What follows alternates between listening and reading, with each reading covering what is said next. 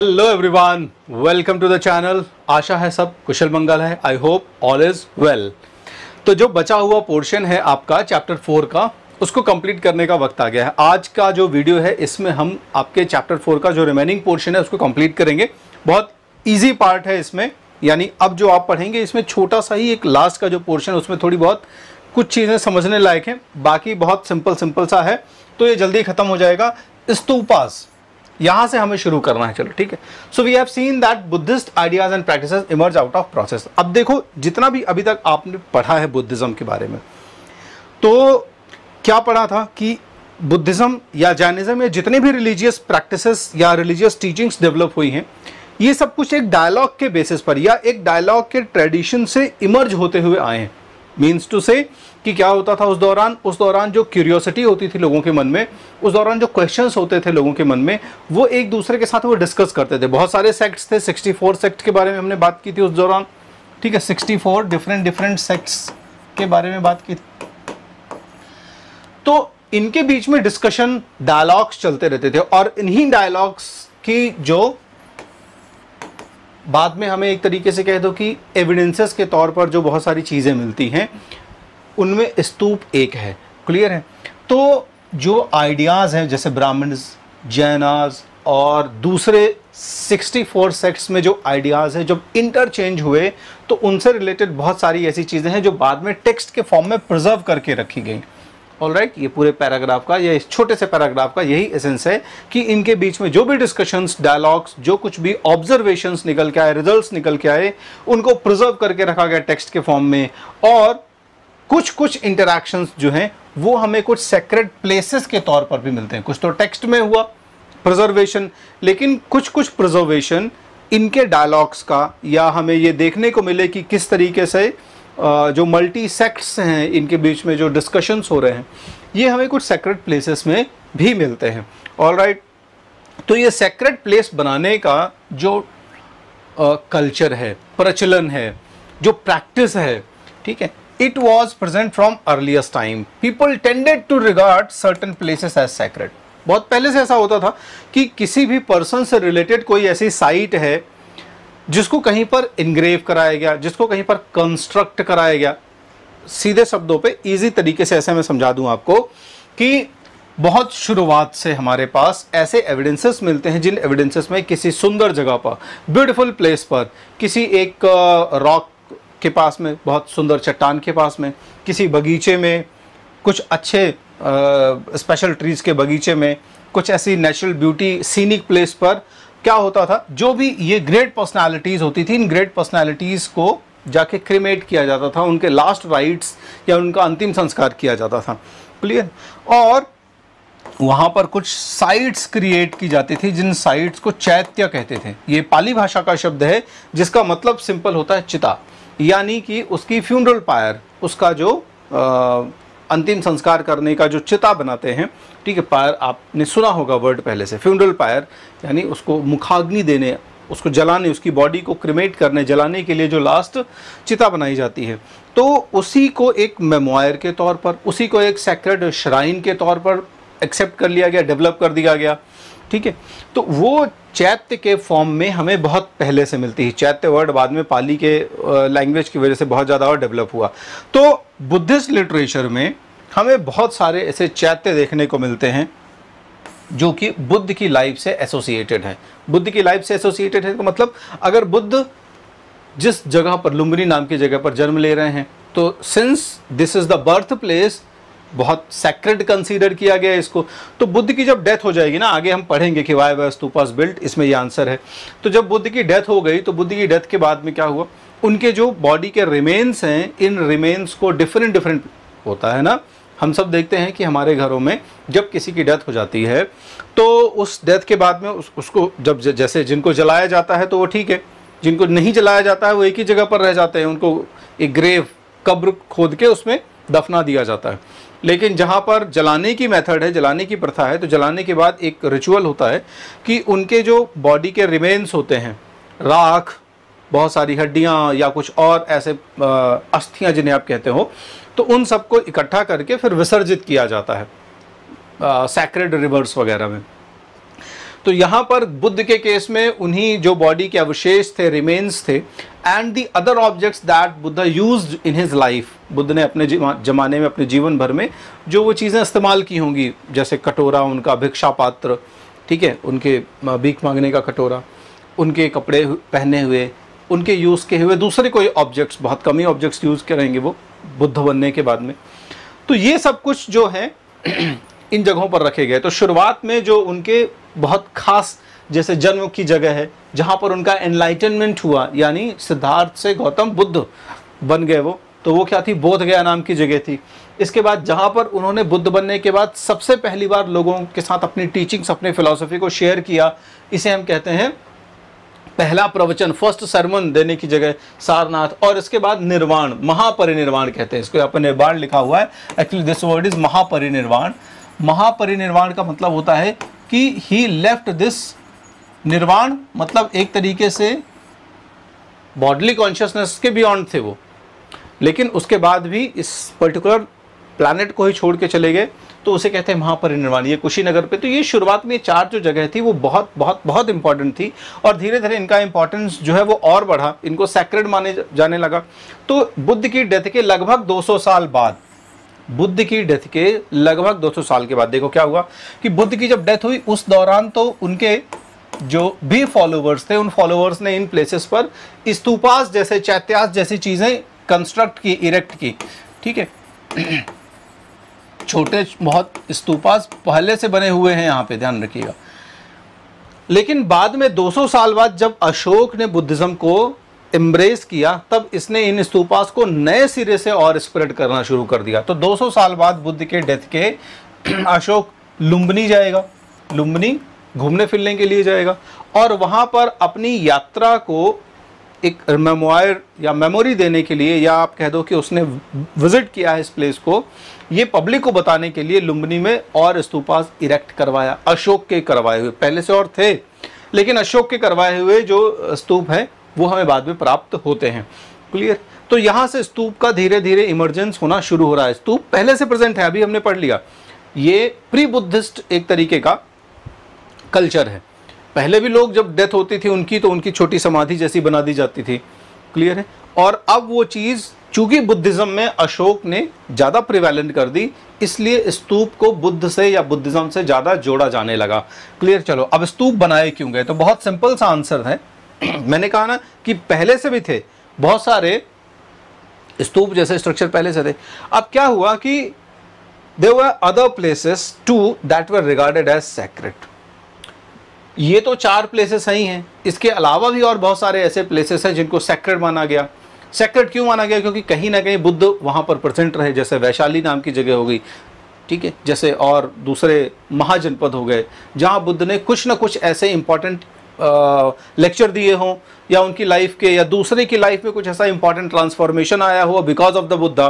तो और भी बहुत सारे ऐसे प्लेसेस थे जिनको सैक्रेड कंसीडर किया गया। तो ये इसलिए भी क्योंकि या तो वो बुद्ध की लाइफ से रिलेटेड था, या फिर उस जगह पर इन 4 जगहों से अलावा बियॉन्ड दीज 4 प्लेसेस, उन जगहों पर बुद्ध की बॉडी का कोई रेलिक, यहां पर क्या लिखा, because relics of the Buddha. Relics का मतलब क्या होता है? रेलिक्स का मतलब होता है रिमेन्स।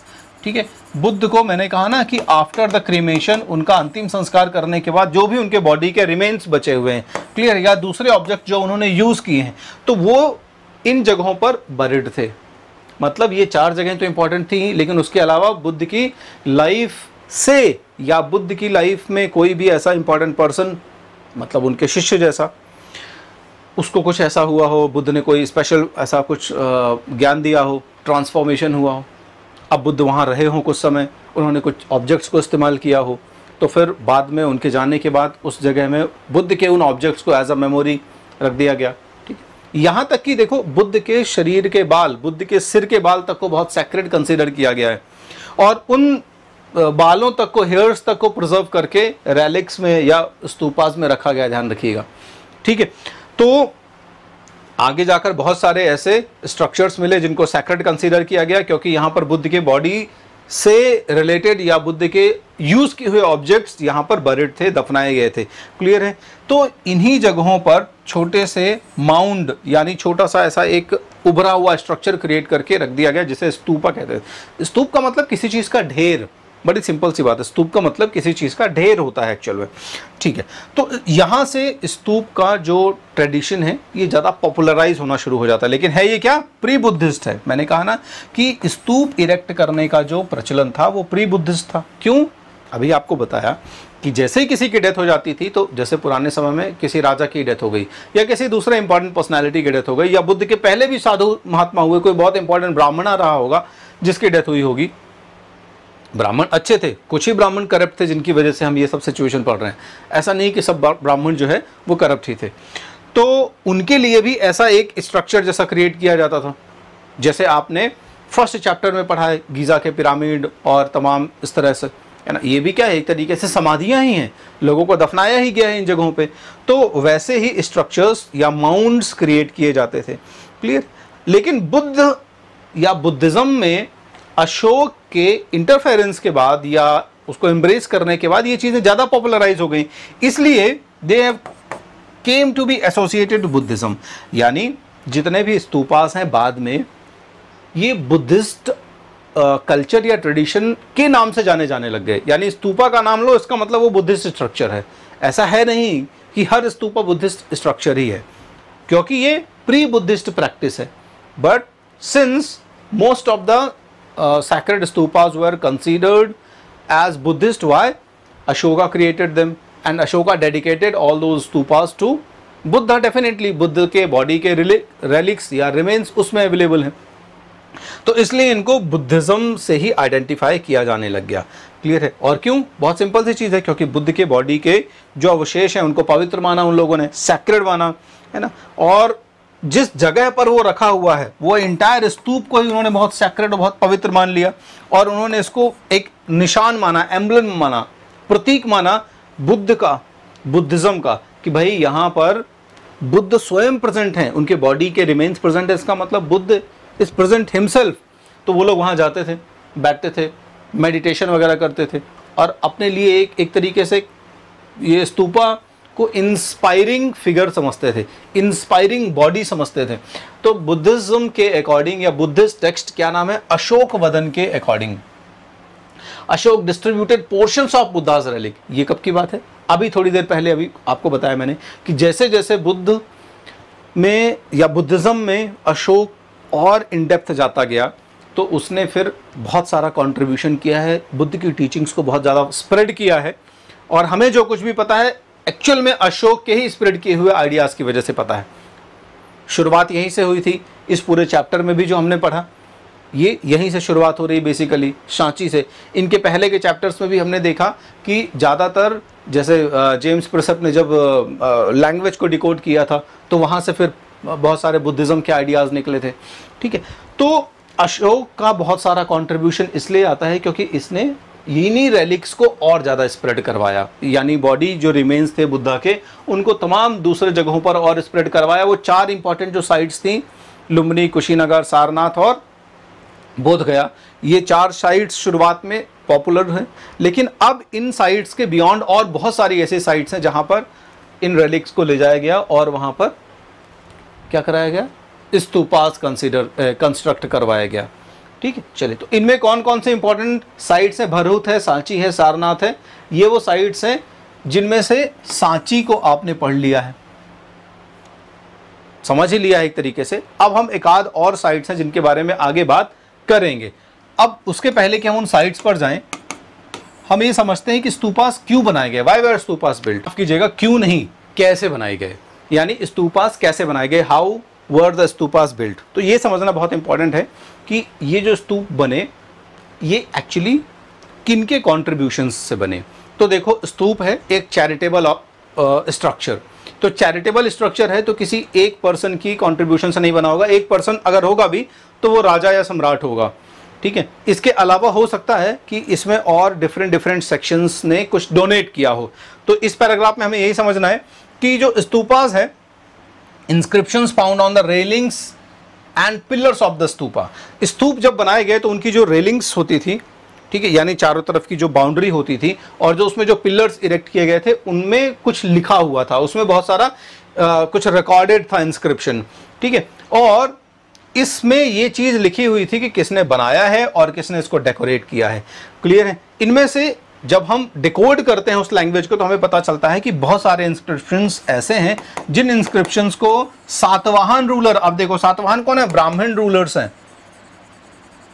ब्राह्मण्स हैं, but they contributed for the construction of stupas. तो सातवाहनाज ने कंस्ट्रक्ट करवाए हैं। बहुत सारे गिल्ड्स, गिल्ड क्या है अभी आपने पिछले चैप्टर्स में पढ़ा है, तो गिल्ड्स वर बेसिकली द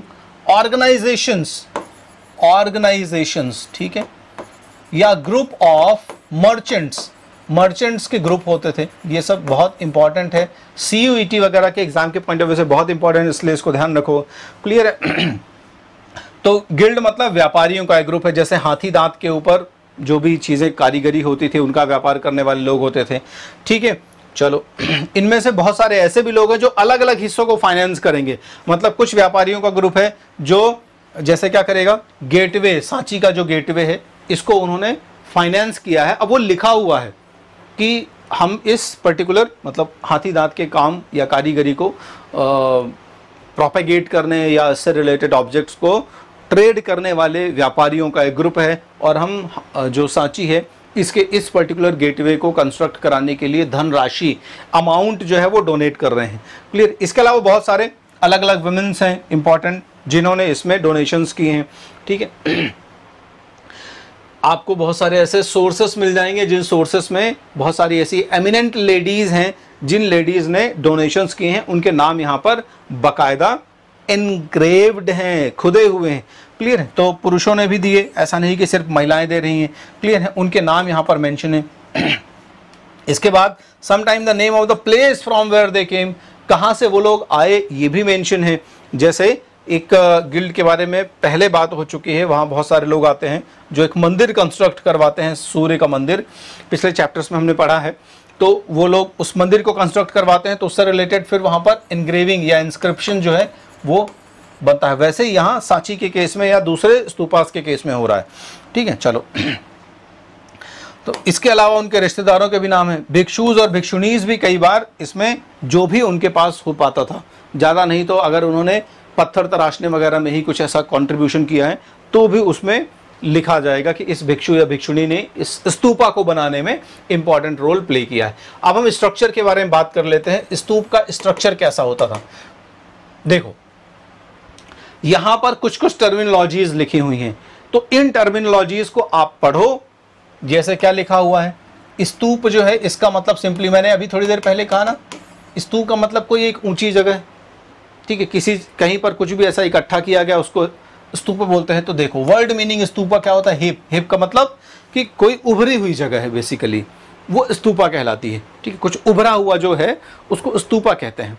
तो यहाँ पर उसका अब आपको एक फिजियोलॉजी समझाने की कोशिश की गई है, उसका एक आउटर स्ट्रक्चर समझाने की कोशिश की गई कि अलग अलग पोर्शन में जो स्ट्रक्चर्स दिखते हैं उनको हम क्या कहते हैं। तो जो सेमी सर्कुलर स्ट्रक्चर है, इस सेमी सर्कुलर स्ट्रक्चर को अंड कहा गया है, ठीक है, अंड, ये ठीक है। ये टर्मिनोलॉजीज अभी समझ लो, मतलब सुन लो। अभी मैं चित्र दिखा दूंगा नीचे और उस चित्र में भी इसी चीज को इंक्लूड कर दूंगा, ठीक है। It evolve into a more complex structure balancing round. अब इसके चारों तरफ इस तरीके से एक बैलेंसिंग इस तरीके का स्ट्रक्चर होगा। क्लियर है। चलिए, अभी आपको बहुत बढ़िया से दिख रहा होगा स्ट्रक्चर। अब यहां से मैं और अच्छे से समझा सकता हूं आपको। देखो, तो ये एक मतलब एक डायग्राम है बेसिकली, और इस डायग्राम में ये हो गया ज़मीन का हिस्सा, ठीक है, ज़मीन का हिस्सा जहाँ पर स्तूपा इरेक्ट होना, कंस्ट्रक्ट होना शुरू हुआ। तो ये जो स्ट्रक्चर अभी आपको मैंने दिखाया, ये आउटर वॉल है, ये आउटर वॉल है। इस तरीके की सर्कुलर आउटर वॉल ये क्रिएट होती थी, ठीक है। ये सर्कुलर आउटर वॉल क्रिएट हो गई, और इस सर्कुलर आउटर वॉल के साथ में 4 इंपॉर्टेंट गेटवेज हैं। ये आप गेटवे देख रहे हैं, ये एक गेटवे आपको बहुत अच्छे से यहाँ से समझाया गया है, दिखाया गया है। ऐसे 4 गेटवे, ये एरियल व्यू हो गया उसका। तो एक ये जो पहला गेटवे, ठीक है, इन गेटवेज को कहते हैं तोरण, तोरण, तोरण द्वार। तोरण द्वार से आप एंटर हो सकते हैं, और तोरण द्वार को घेरे हुए जो पूरी आउटर वॉल है, इस आउटर वॉल को बेसिकली हम कह देते हैं वेदिका। तो कंफ्यूज मत होना, वेदिका, क्लियर है। हर्मिका वर्ड बेसिकली ऊपर वाले के लिए ही यूज होता है, नीचे वाले के लिए वेदिका है, वो वैसा ही स्ट्रक्चर, लेकिन इसे हम कहते हैं वेदिका। चलो, इसके बाद जैसे ही आप एंटर होगे तो आप देख रहे होगे कि ये इंटरनल जो पोर्शन है, ये इंटरनल पोर्शन जो कहलाता है, ये प्रदक्षिणा पथ कहलाता है। यहाँ अंदर की तरफ ये जो है, ये प्रदक्षिणा पथ कहलाएगा। एम्बुलेटरी पैसेजवे बोलते हैं उसको, पैसेज, ठीक है, यानी प्रदक्षिणा का रास्ता। प्रदक्षिणा समझते हैं, जब आप मंदिर जाते हैं किसी एक जगह पर तो उसके चारों तरफ परिक्रमा लगाते हैं, ठीक है, तो उसी को ये कहा गया एम्बुलेटरी पैसेजवे। आप जब एंटर करेंगे तो एंटर करने के बाद ये आपको सेमी सर्कुलर स्ट्रक्चर दिख गया, ये हो गया सेमी सर्कुलर स्ट्रक्चर, गोल गोल, इसी को कह दिया इन्होंने आगे जाके अंड। बहुत बढ़िया, चलो, और जैसे ही अंड पे ऊपर जाओगे तो इस तरीके का ये जो एक आपको एक आर्किटेक्चरल स्ट्रक्चर जो दिख रहा है, ये, ठीक है, सॉरी, ये वाला, ये गोल वाला, इसी को कह रहे हैं हर्मिका। हर्मिका, इस हर्मिका में अब हम देख रहे हैं कि ये एक स्ट्रक्चर ऐसा पिलर की तरह का स्ट्रक्चर है, ठीक है। इस पिलर के स्ट्रक्चर को हम कहते हैं यस्ति, और इस पिलर के स्ट्रक्चर में इस तरीके से छोटे छोटे अम्ब्रेलाज लगे हुए हैं, इन अम्ब्रेला को हम कहते हैं छत्र। तो this is the structure, basic structure of the stupa, ठीक है। ये चलो, हर्मिका से होती हुई एक यस्ति है, ठीक है, और उसी यस्ति में छोटे छोटे अम्ब्रेला हैं, इन अम्ब्रेला को क्या कहा गया है, छत्र कहा गया है, क्लियर है। चलो, माउंट के चारों तरफ रेलिंग है जिसको वेदिका हमने कह दिया अभी, तो ये कुल मिला के बेसिकली उसका एक आउटर वे हो गया।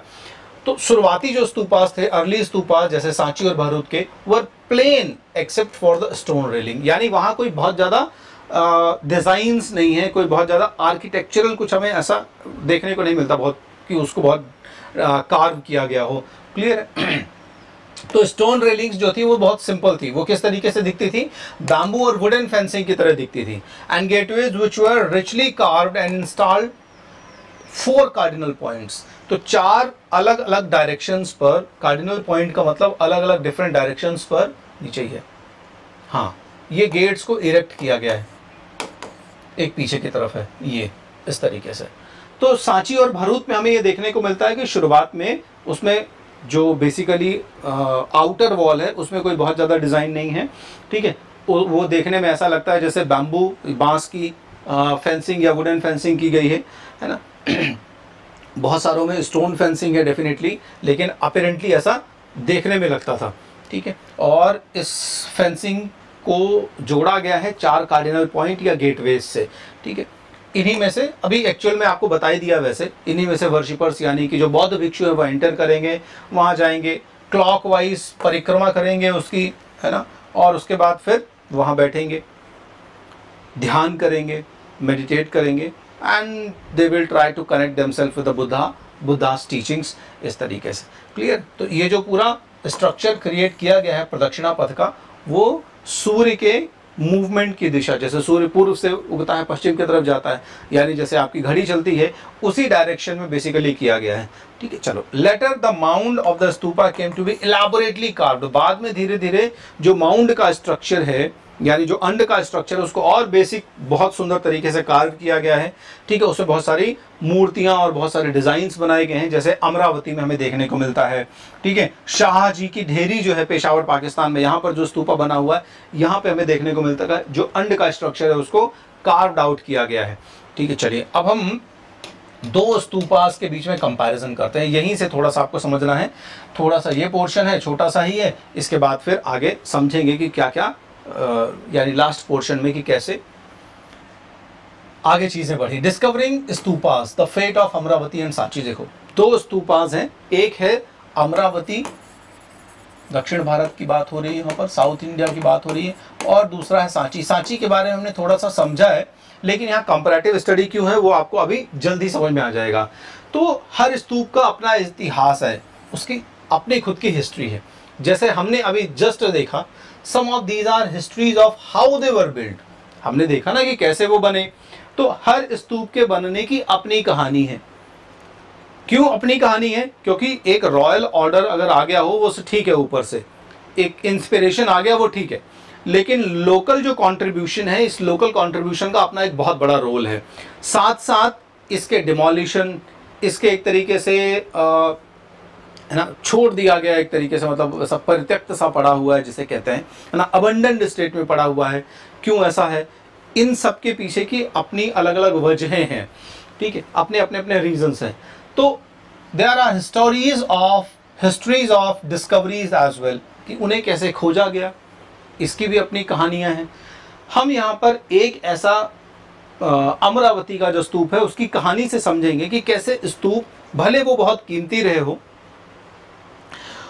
उनके साथ ट्रेजेडी जो हुई, उस ट्रेजेडी की वजह से वो आज ना तो हमारे बीच प्रेजेंट हैं, ना उनकी बहुत सारी कहानी जो हम समझ सकते थे वो अवेलेबल है, और प्रीशियस होने के बावजूद वो इतिहास में खो गया, लॉस्ट हो गया।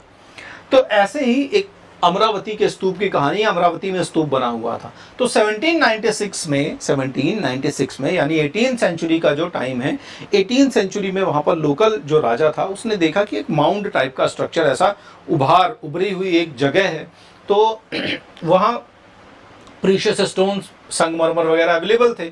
तो उसको लगा कि यार यहाँ कुछ ना कुछ ऐसा कंस्ट्रक्शन पहले से था, अब वो टूट फूट गया है ना। तो उस बुद्धिस्ट श्राइन में उसने क्या है, मंदिर बनाने की सोची, है ना। तो इस तरीके से शुरुआत हुई। अमरावती के जो अवशेष रुइंस हैं स्तूपा के, उनमें टेम्पल बनने का काम शुरू हुआ, मंदिर बनने का काम शुरू हुआ। मंदिर बनने का काम शुरू हुआ तो ऑब्वियस ही बात है कि जो पत्थर वगैरह अवेलेबल थे वहां पर, उन सारे पत्थरों को यूज किया गया होगा। तो जब उसको संगमरमर जो मार्बल है, प्रीशियस मार्बल स्टोन देखने को मिला, तो उसको लगा कि ये ना सिर्फ कोई एक इंपॉर्टेंट जगह रही होगी, यहाँ पर कुछ ना कुछ खजाना जैसा भी दफनाया गया होगा। तो मंदिर बनाना जो उसका मोटिवेशन है वो कम है, ज़्यादा मोटिवेशन ये है कि हम खुदाई वगैरह करेंगे, शायद हमको कुछ ट्रेजर मिल जाए, ठीक है। तो इस लालच में भाई साहब ने यहाँ पर वो जो ऊंची जगह थी, ऊंची जगह इसलिए भी होगी क्योंकि स्तूप बना रहा होगा, और बहुत सालों पहले स्तूप जब बना होगा फिर वो ढक गया होगा, ठीक है। तो एक तरीके से वो एक हिली टाइप का छोटा सा स्ट्रक्चर क्रिएट हो गया। तो उसको इन्होंने खोद खाद के तोड़ ताड़ डाला, बहुत सारा कुछ स्टोन मंदिर बनाने में इस्तेमाल किया, खजाना मिला पता नहीं, इसके बारे में ज़्यादा हमारी किताबों में डिस्क्रिप्शन नहीं है, तो हम उस कहानी में नहीं जाएंगे। सम ईयर लेटर, कुछ सालों बाद, यहाँ पर एक भाई साहब है ब्रिटिश ऑफिशियल जिनका नाम है कॉलिन मैकेंजी, ये आए, और जब इन्होंने यहाँ पर विजिट किया तो फिर वही उनको बहुत सारे ऐसे जो स्कल्पचर्स हैं स्टोन, मार्बल स्टोन के बने हुए ब्यूटीफुल, वो उन्होंने देखे, उनको लगा कि यार क्या बात है, ऐसी कारीगरी, बहुत सुंदर कारीगरी की गई, बहुत सारी मूर्तियां जो सुंदर सुंदर बनी हुई हैं, इनको मैं क्यों ना अपनी हायर अथॉरिटीज़ तक पहुंचाऊं, समझाऊं कि इनको प्रिजर्व किया जाए, यानी उनका जो अटेंशन है वो इस तरफ मैं ड्रॉ करने की कोशिश करूं। तो उसने बहुत सारी वो जो स्कल्पचर्स हैं उनकी ड्राइंग क्रिएट की, स्केचेस बनाए, और स्केचेस को अपने सीनियर ऑफिसर्स को रिपोर्ट कर दिया। लेकिन अनफॉर्चुनेटली वो कभी पब्लिश ही नहीं हो पाए, कभी वो चीज़ें गवर्नमेंट ने सीरियसली ली ही नहीं।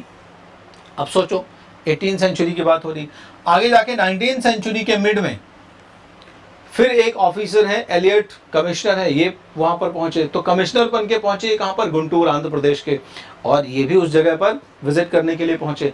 क्लियर है, चलो। लेकिन यहाँ से बदमाशियां शुरू हो जाती हैं कि जब ये पहुंचे वॉल्टर एलियट साहब, तो इन्होंने जो सुंदर सुंदर मार्बल स्कल्पचर्स हैं, मार्बल की जो मूर्तियां वगैरह हैं, उनको अपने साथ लेके मद्रास भेज दिया। उनको देखा कि बड़ी सुंदर लग रही हैं, तो उन्होंने कहा यार मद्रास भेज देते हैं, वहाँ पर जो हमारे उच्च अधिकारी हैं वो भी थोड़ा और प्रसन्न हो गए, उनके बगीचे की शोभा वगैरह बढ़ाएगी ज़्यादा, और उन्होंने थोड़ा सा इसको अगर सपोर्ट कर दिया तो हम इसको बाहर भी भेज सकते हैं, ब्रिटेन वगैरह भी भेज सकते हैं। तो चूंकि इन्होंने इन मार्बल पीसेस को भेजा, इसलिए इन्हीं के नाम पर एलियट मार्बल नाम दिया गया उनको, यानी उन स्कल्पचर्स को या मार्बल पीसेस को। चलो इन्होंने पश्चिमी जो दरवाज़ा है अमरावती का उसको भी खोजा, ठीक है, और इन्होंने ही पब्लिकली, या कह दो कि पब्लिक डोमेन में ये इन्फॉर्मेशन दी कि यहाँ पर कोई एक बहुत बड़ा स्तूपा रहा होगा, ठीक है। इस कंक्लूजन पर पहुंचे कि ये बेसिकली जो स्ट्रक्चर है, ये स्ट्रक्चर किसी मैग्निफिसेंट बुद्धिस्ट स्तूप का रिमेन है, अवशेष है, बचा कुचा पोर्शन है। क्लियर। तो इसी टाइम के दौरान यानी 1854 की बात है और उसके 4 साल पहले से ही क्या हो गया था, Amaravati had begun to be taken to different places, यानी यहाँ से जो मार्बल स्लैब्स थे, मार्बल के पत्थरों के बड़े बड़े टुकड़े थे, सुंदर मूर्तियां थी, उनको लोग अलग अलग समय पर अलग अलग जगहों पर लेके जाने लग गए। क्लियर है। इनफैक्ट सबसे ज्यादा कहाँ लेके जाया गया, Asiatic Society of Bengal, Calcutta. इसके बारे में मैंने आपको पहला चैप्टर जो है उसमें थोड़ा सा जिक्र किया हुआ है, एशियाटिक सोसाइटी ऑफ बंगाल। ये बनाई इसीलिए गई थी ताकि बहुत सारे जो इंडियन एशियाटिक लिटरेचर वगैरह है ना, इनको पढ़ा समझा जाए, लैंग्वेजेस हैं, लिपि हैं, स्क्रिप्ट्स हैं, उनको डिकोड किया जाए। तो भारत के इतिहास को समझने के लिए सोसाइटी बनाई गई थी।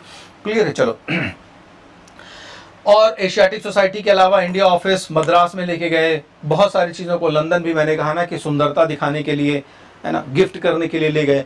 और it was not unusual to find these sculptures adorning to the gardens of the British administrators, है ना। तो बहुत सारे मास्टर पीसेस को या स्कल्पचर्स को ब्रिटिश ऑफिसर्स के बगीचों की, गार्डन्स की सुंदरता, ब्यूटी, शोभा बढ़ाने के लिए रख दिया गया। सोच रहे हो किसी के लिए कितनी पवित्र जगह थी और किसी के लिए सिंपली क्या बन गया, ये एक पीस बन गया, एक डेकोरेटिव आइटम बन के रह गया। क्लियर। चलो in fact any new official in the area continue to remove, जो भी नया आता था अधिकारी वो इस जगह पर आएगा और उसको जो भी मूर्ति सुंदर लग जाएगी उस मूर्ति को उठाएगा, जैसे कि कोई मतलब कोई मालिकाना कुछ ओनरशिप है ही नहीं, कोई कला का कोई कद्र है ही नहीं, उसको बस उठाएंगे, देखने में सुंदर लगेगी, उसको उठा के ले जाएंगे। या मार्बल पीसेस, पत्थर के टुकड़े पड़े हुए हैं, उनको उठा ले जाएंगे, बहुत सारे लोग अपने घरों पे लगा लेंगे, अधिकारी लोग अपने घरों पे लगा लेंगे, टूटी फूटी मूर्तियां ले जाके बगीचों पे लगा लेंगे। क्लियर है। तो इस तरीके से यहाँ पे स्टोन पीसेस को रिमूव करना जारी रहा। क्लियर है। बहुत जितने भी अधिकारी आ रहे हैं वो सब बहुत बड़े लेवल पर इसको डिस्ट्रॉय कर रहे हैं। क्लियर है। चलो one of the few man who had a different point of view was H H. Cole. तो ये बेचारा एक अधिकारी था जिसका पॉइंट ऑफ व्यू डिफरेंट है, बाकी सारे लोग तो एक ही तरह के रहे, एक ही तरह के मतलब गधे ही थे सब। उन्होंने किसी ने भी इसके ऑथेंटिसिटी या एंटिकिटी के बारे में सोचा ही नहीं कि ये कितना पुराना होगा, ये कितना इंपॉर्टेंट हो सकता है, इसके बारे में सोचा ही नहीं। तो ये भाई साहब जब यहाँ पर पहुंचे तब इन्होंने इसकी दुर्दशा देखी और फिर उन्होंने क्या लिखा, it seems to me a suicidal and indefensible policy. ये तो मुझे एक अपने ही अतीत को मारने वाली यानी खुद को मारने वाली सुसाइडल पॉलिसी लग रही है उनको। क्या कह रहे हैं कि सुसाइडल है और किसी भी तरीके से इसका डिफेंस नहीं किया जा सकता, किसी भी तरीके से इसको जस्टिफाई नहीं किया जा सकता। इनडिफेंसिबल पॉलिसी है कि to allow the country to be looted of original works of, यानी किसी भी देश के जो हमने ठीक है यहाँ के रिसोर्सेस और उन सबको लूटा, लेकिन यहाँ का जो एक्चुअली कला है उसको लूट के हम थोड़ी लेके जा सकते हैं, क्योंकि ये प्राचीन कला है और एंशियंट जो आर्ट वर्क हैं और जो यहाँ की कार्विंग्स हैं, इनको हम लूट रहे हैं, इनको हम ख़त्म कर रहे हैं, इनको हम डिस्ट्रॉय कर रहे हैं एक तरीके से। और ये सिर्फ इसलिए हो रहा है क्योंकि गवर्नमेंट ने इसको अलाउ किया है। अलाउ का मतलब ऐसा कुछ नहीं कि नोटिफिकेशन जारी किया है, नोटिफिकेशन इशू किया है कि लूट लो, नहीं। इसका मतलब ये है कि नेग्लेक्ट किया ना, इसको इग्नोर किया, इसको ध्यान नहीं दिया, जिसकी वजह से जितने भी लोग यहाँ पर आए वो लोग यहाँ की प्रीशियस चीज़ों को लूटते रहे। लूटने का मतलब है कि बिना इन्फॉर्म के यहाँ से ले जाते रहे। तो he believe that museums should have plaster cast, यानी कि अगर लेके ही जाना है, म्यूजियम्स में रखना है, तो इसकी प्लास्टर कास्टिंग बनवा दो और जो ओरिजिनल है उस ओरिजिनल को, ओरिजिनल शुड रिमेन, ओरिजिनल जो है उसको वहीं पे रखना चाहिए और उसका हमें इन सिटू कंजर्वेशन करना चाहिए। इन सिटू कंजर्वेशन का मतलब है on site conservation, on site preservation, मतलब जो चीज़ जहाँ पर है उस रिसोर्स को उस प्लेस पे ही प्रिजर्व किया जाए ताकि हम उसको आगे की जनरेशन या पीढ़ियों के लिए, ये in situ means on the spot conservation. अब कोई मंदिर है, कोई टूट गया है मंदिर, तो उसको दूसरी जगह ले जाके आप थोड़ी प्रिजर्व करोगे, वहीं पर उसको रिकंस्ट्रक्ट करो, है ना। और रिकंस्ट्रक्ट करने के बाद उसको पुराने और नए दोनों रूपों में वहाँ पर प्रिजर्व करने की कोशिश करो, ना सिर्फ नए रूप में बल्कि पुराने रूप में ही उसको प्रिजर्व करने की कोशिश करो। भले थोड़ा नया मटेरियल इस्तेमाल होगा लेकिन बचा रहेगा, वो लोगों को पता चलेगा इतिहास के बारे में, ठीक है। So unfortunately Cole did not succeeded in convincing the authorities. अब वो ज़माना था जब अंग्रेज़ भारत में है ही इसीलिए कि यहाँ हर एक चीज़ को मतलब डिस्ट्रॉय ही कर दें, नष्ट ही कर दें, खा लें उसको, ले जाएं अपनी जगह पे, ब्रिटेन लेके चले जाएं लूट वूट के, ठीक है, धन संपत्ति, कला, संस्कृति, इतिहास, एवरीथिंग, तो कन्विंस नहीं कर पाया वो अपनी हायर अथॉरिटीज को। क्लियर है। और अमरावती का जो ये स्तूपा था जो कि कहीं ज़्यादा सुंदर था सांची से, वो डिस्ट्रॉय हो गया। ठीक है, लेकिन all this plea for in situ preservation was adopted in case of Sanchi. लेकिन जो अमरावती में नहीं हो पाया वही सांची में होगा आगे जाके। ठीक है, सांची में इसलिए होगा क्योंकि वहां लोगों ने समझा, जो एच कोल ने कहा उस चीज को लोग बाद में समझ पाएंगे। क्लियर। तो why did Sanchi survive while Amravati did not? Simply perhaps Amravati was discovered before scholars understood the value of finds.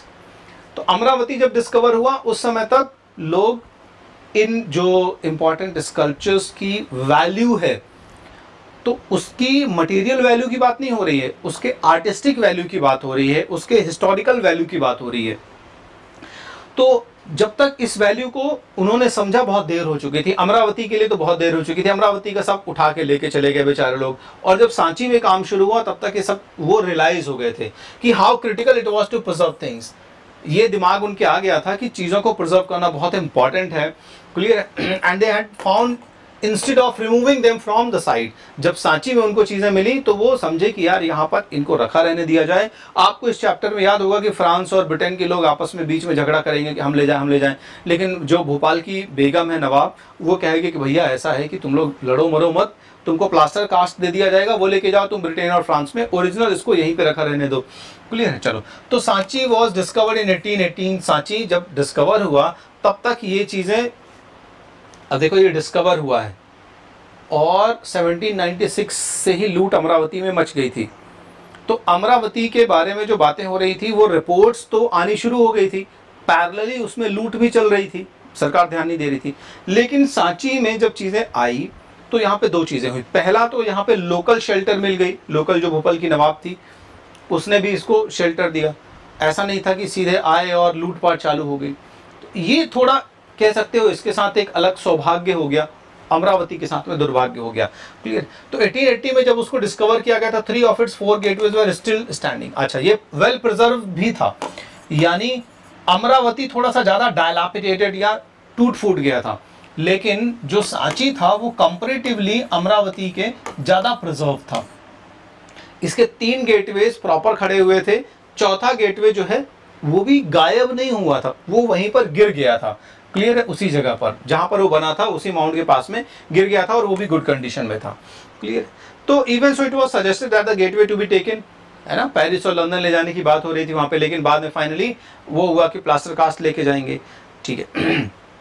तो सांची के लोकल जो अथॉरिटीज़ हैं वहाँ पे, उन लोगों ने सपोर्ट किया और इस तरीके से उसको बनाया गया, उसकी फॉर्मर ग्लोरी में उसको रीस्टोर करने की कोशिश की गई। तो ये स्तूपा के साथ में पूरी कहानी यहाँ तक है। अब हम पढ़ेंगे स्कल्पचर्स के बारे में। चलिए जल्दी से इसको भी समझ लेते हैं, स्कल्पचर्स को भी। देखो, तो इन स्कल्पचर्स, जिन मूर्तियों को, जिन ब्यूटीफुल कार्विंग्स या आर्किटेक्चर्स को स्तूप से रिमूव किया गया और दूर देशों में, यूरोप में ट्रांसपोर्ट कर दिया गया। ठीक है, इसके बारे में हमने अभी पढ़ा कि कैसे एच कोल ने ये रिपोर्ट लिखी थी कि लूट मची हुई है भाई साहब। ठीक, so this happened partly because those who saw them considered them to be beautiful. क्या बात कही जा रही है कि ऐसा इसलिए हुआ क्योंकि देखने वाले को ये सुंदर लगा ना, ऑब्वियस सी बात है। It was appealing for the people who were looking और विजिटिंग दीज प्लेसेस। ठीक है, जो इसको देख रहे थे, विजिट कर रहे थे, उनको ये बहुत सुंदर लग रहे थे और वैल्यूएबल लग रहे थे। तो वो इसको क्या करना चाहते थे, अपने पास रखना चाहते थे, wanted to keep for themselves.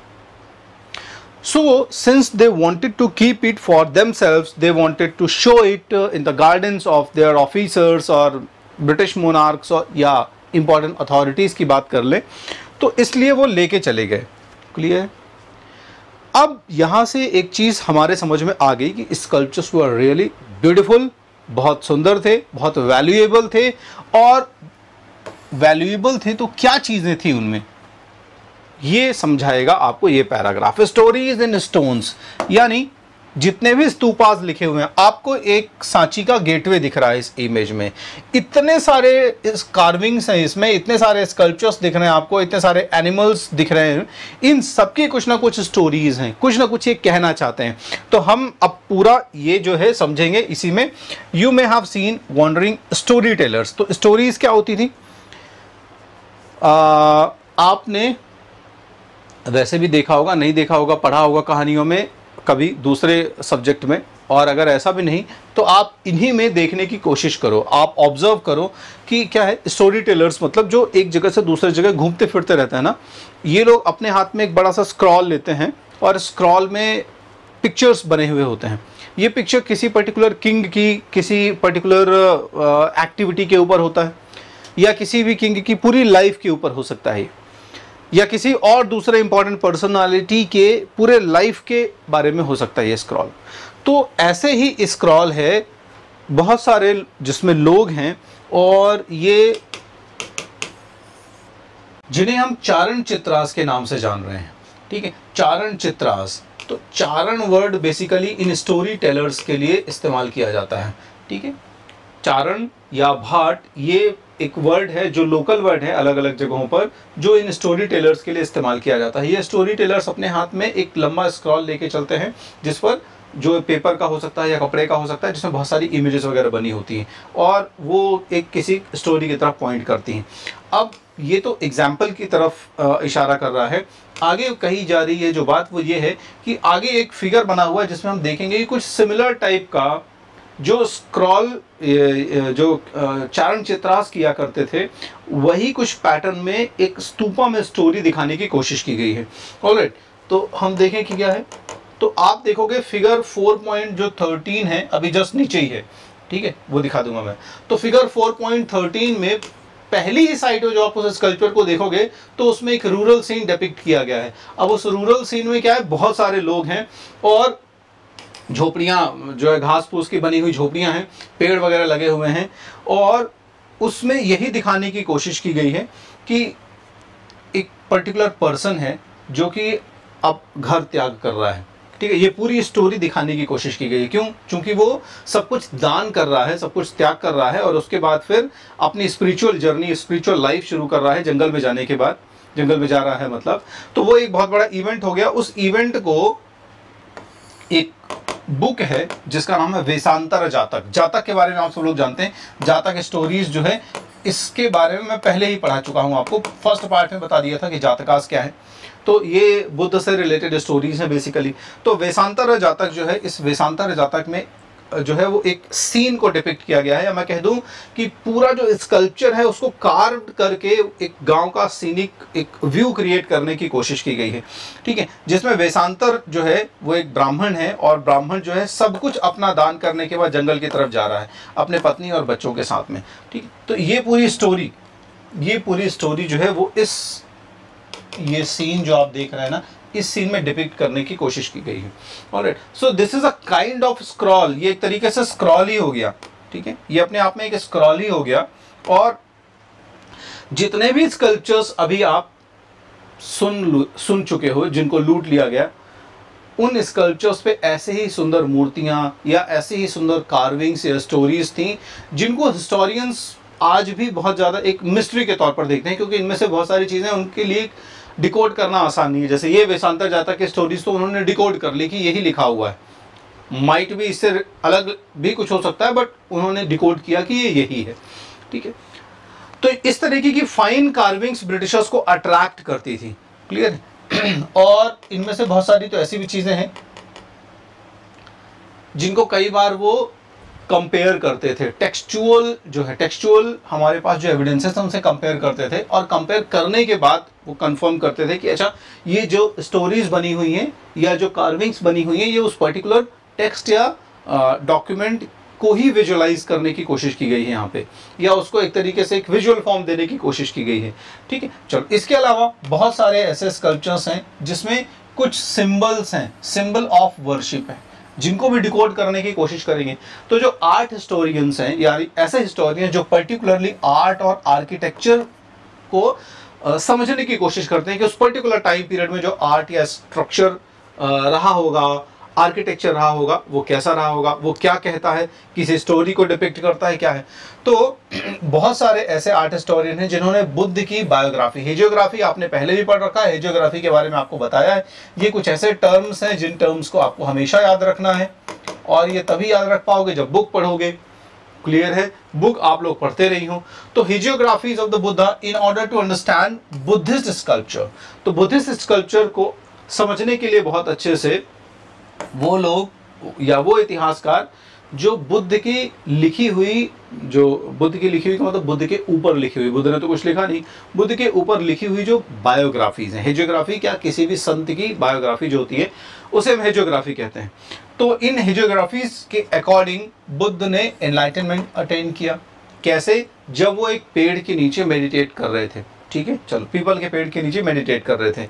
और तो many early sculptures did not show the Buddha in human form.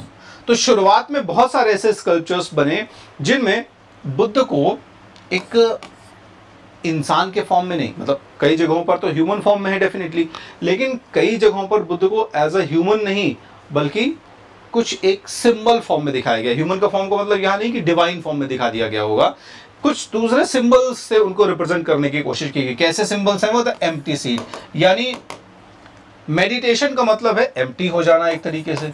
तो जितने भी उस समय स्कल्पचर्स रहे हैं उनमें से बहुत सारे ऐसे स्कल्पचर्स रहे जिन स्कल्पचर्स में बुद्ध को ना दिखा के या ध्यान करते हुए बुद्ध को दिखाने का एक तरीका क्या दिखाया गया, खाली जगह, खाली सीट, खाली आसन जो है उसको दिखाकर ये इंडिकेट करने की कोशिश की गई है कि बुद्ध मेडिटेशन पर है। क्लियर है। इसके अलावा स्तूप, स्तूप को जो पोर्ट्रेट किया गया है वो सिंबल है महापरिनिर्वाण का, यानी अगर कहीं पर स्तूप बना हुआ है इट मीन्स कि बुद्ध का महापरिनिर्वाण हो गया, Buddha left this earth planet. Clear है। Another frequently used symbol was the wheel. Wheel क्या था, बुद्ध के प्रथम जो प्रवचन है उसको डिपिक्ट करता था। अब व्हील से क्यों डिपिक्ट किया गया था, क्योंकि ऐसा कहा गया कि turn the wheel of law, ठीक है, यानी जो व्हील था किसका, धर्म का या लॉ का। लॉ कौन सा, धार्मिक लॉ। धार्मिक लॉ मीन्स उस समय जो प्रिवेलेंट धर्म था, उस समय जो कुछ भी चीजें चल रही थी उससे जस्ट उलट बुद्ध, जैसे वैदिक काल की जो टीचिंग्स हैं या बहुत सारी और जो टीचिंग्स हैं, इनसे जस्ट उलट एक अलग ऐसी टीचिंग बुद्ध बता रहे हैं, मिडिल पाथ की, मध्यम मार्ग की, जो सबसे ज़्यादा एप्लीकेबल है लोगों के लिए। तो बुद्ध ने धर्म का जो पहिया था उसको एक अलग ही तरीके से टर्न कर दिया, घुमा दिया। क्लियर है। सो व्हील जो है बुद्ध को या बुद्ध के लिए पहले सरमन, पहले प्रवचन के तौर पर शो किया जाता है, जो कि उन्होंने सारनाथ में दिया था। क्लियर है। So as is obvious such sculptures can not be understood literally. Clear. इनमें से बहुत सारे ऐसे हैं जो समझ लिए गए, लेकिन बहुत सारे ऐसे भी स्कल्पचर्स थे जिनको आसानी से नहीं समझा गया। कुछ कुछ तो स्तूपा और ये वैकेंट सीट या जो ये व्हील है इसको समझ लिया गया। इनमें से भी आसान नहीं था इनको समझना, लेकिन कुछ एफर्ट्स करने के बाद समझ लिया गया। लेकिन इनमें से बहुत सारे ऐसे भी स्कल्पचर्स थे जिनको आसानी से नहीं समझा गया। जैसे हम देखेंगे कुछ ट्रीज बने हुए हैं, ठीक है। For instance the tree does not stand simply for a tree but symbolises an event in the life of Buddha. तो बुद्ध के जितने भी स्कल्पचर्स हैं, इन स्कल्पचर्स पे, इन पोर्ट्रेट्स पर, इन आइडॉल्स पर अगर पेड़ बना हुआ है तो आप उसको सिंपल ट्री मत मानो, आप उसको सिंपल पेड़ मत मानो। वो भी बुद्ध के लाइफ के किसी न किसी इवेंट को, किसी न किसी ऐसी एक्टिविटी को शो कर रहा है जो कुछ ना कुछ मैसेज दे रही होगी। इनमें से बहुत सारे ऐसे हैं जो इतिहासकार नहीं समझ पाते जिनको। क्लियर है। So in order to understand such symbol historians have to familiarise themselves. कैसे फैमिलियराइज करेंगे वो, उस जमाने में जो ट्रेडिशंस थे उन ट्रेडिशंस के साथ में जो भी कोई चीज़ ऐसी लिंक हो रही होगी उसको लिंक करने की कोशिश करेंगे कि इस पर्टिकुलर टेक्स्ट में लिखा हुआ है कि बुद्ध इस तरह के जंगल में बैठे हुए हैं, या इस तरह का जो स्टोरी है किसी जातक स्टोरी में उसको पढ़ेंगे और फिर उससे मैच करने की कोशिश करेंगे कि अच्छा इस स्टोरी में इस ट्री को मेंशन किया गया है कि Buddha was sitting under this tree, और ये भी है कि बुद्ध वॉज कोटिंग और explaining the importance of particular tree. तो इस तरीके से उसको प्रोड्यूस करने के पहले या उस आर्ट वर्क को स्टडी करने के पहले टेक्सचुअल डॉक्यूमेंट से उसको अच्छे से वेरीफाई किया गया। लेकिन बहुत सारे ऐसे भी ट्रेडिशंस हैं जो ट्रेडिशन क्लियर नहीं होते हैं, बुद्धिस्ट ट्रेडिशन में नहीं आते। ट्रेडिशन का मतलब है कि बुद्ध के किसी न किसी इवेंट या बुद्ध की किसी न किसी स्टोरी से उसको समझना कि कहीं ना कहीं बुद्धिज्म में इस चीज को कैसे बुद्ध ने एक्सप्लेन किया, पोर्ट्रेट किया, समझाया या रिलेट किया। लेकिन कई बार ऐसी भी सिचुएशन देखने को मिली है जब हमें बहुत सारे ऐसे चीजें समझने को मिलती हैं, देखने को मिलती हैं जो पॉपुलर ट्रेडिशन से के बियॉन्ड है। क्लियर है? Not directly inspired by the Buddhist ideas. बहुत सारे ऐसे आपको स्कल्पचर्स देखने को मिल जाएंगे जो बुद्धिस्ट आइडियाज से डायरेक्टली रिलेट नहीं करते हैं। ठीक है, जैसे अभी साइड में आप एक मूर्ति देख रहे थे शालभंजिका, ये शी इज अ वुमेन, है ना। तो वो ट्री से स्विंग यानी झूला झूलते हुए पोज में बनाई गई है। ठीक है, so women swinging from the edge of the gateway. बहुत सारे ऐसे स्तूपास हैं जिनके गेटवे पे there is a women swinging, लटक सी रही हैं, झूला झूलते से दिख रही हैं। क्लियर है? तो शुरुआत में स्कॉलर्स को ये लगा कि ये कुछ इमेज होगी जिसका माइट भी रिनंसिएशन से लेना देना होगा, because she is not wearing anything, any cloth, सिर्फ ऑर्नामेंट्स वगैरह पहने हुए हैं, तो माइट भी इसका रिनंसिएशन से कुछ लेना देना होगा। लेकिन इसका रिनंसिएशन से कोई लेना देना नहीं था। क्लियर है? बहुत ज़्यादा उसको परीक्षण एग्जामिन करने के बाद समझ में आया कि बेसिकली ये जो ट्रेडिशन है, ये ट्रेडिशन बुद्धिज्म का कहीं से कहीं तक कोई रिलेशन ही नहीं है इससे, यानी this is from some other tradition. ये जो चीज़ है ये दूसरे ट्रेडिशन से बिलोंग करती है। तो बहुत सारे ऐसे स्तूपास हैं जिन स्तूपास में जरूरी नहीं है कि बुद्धिज्म या बुद्धिज्म की ही चीजें रहेंगी। हो सकता है वो वैदिक रिलीजन से आ जाए, ब्राह्मण या भागवत रिलीजन से आ जाए, या किसी दूसरे और धर्म से आ जाए, या किसी धर्म की स्टोरी से आ जाए वो। क्लियर है? तो उन्होंने ये समझाया कि जो रिप्रेजेंटेशन किया गया है वो बेसिकली संस्कृत ट्रेडिशन से आया हुआ है। संस्कृत ट्रेडिशन का मतलब संस्कृत डॉक्यूमेंट में एक कैरेक्टर है जिसका नाम है शालभंजिका। ठीक है, तो शालभंजिका जो कैरेक्टर है, शी इज बेसिकली निम्फ, अप्सरा या एक गॉडेस है।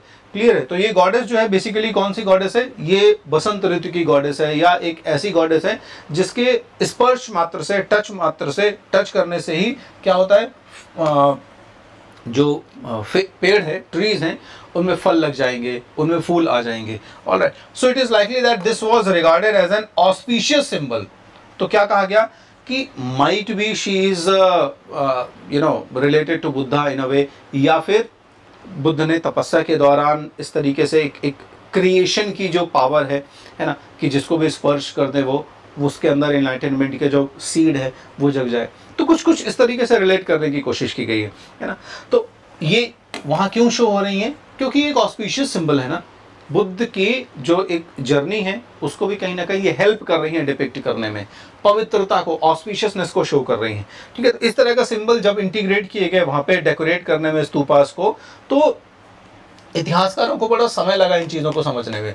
और जब सोचो कि जो हिस्टोरियंस या मैं कहूँ जो ब्रिटिश ऑफिसर्स या जो भी उस ज़माने में जाते रहे होंगे अमरावती में, जो इस तरह के स्ट्रक्चर्स को देखते रहे होंगे, उनको ये डेफिनेटली बहुत अट्रैक्टिव लगता रहा होगा। तो shalabhanjika motif suggest that many people who turn to Buddhism enriched it with their own pre-Buddhist and even non-Buddhist belief।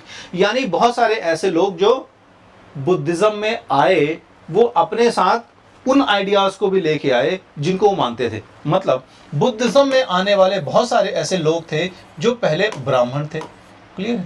तो जब वो ब्राह्मण थे तो बुद्ध बनने के बाद या बुद्धिज्म में आने के बाद भी उन्होंने बहुत सारे ऐसे ब्राह्मणिकल आइडियल्स या ट्रेडिशंस को जिंदा रखा, और इनफैक्ट बुद्ध के स्कल्पचर्स में भी उसको कंट्रीब्यूट करवाया। यानी जब स्तूपा बना होगा तो आइडियाज दिया होगा उन्होंने कि इस चीज को इंक्लूड किया जाए, ऐसा बनाया जाए।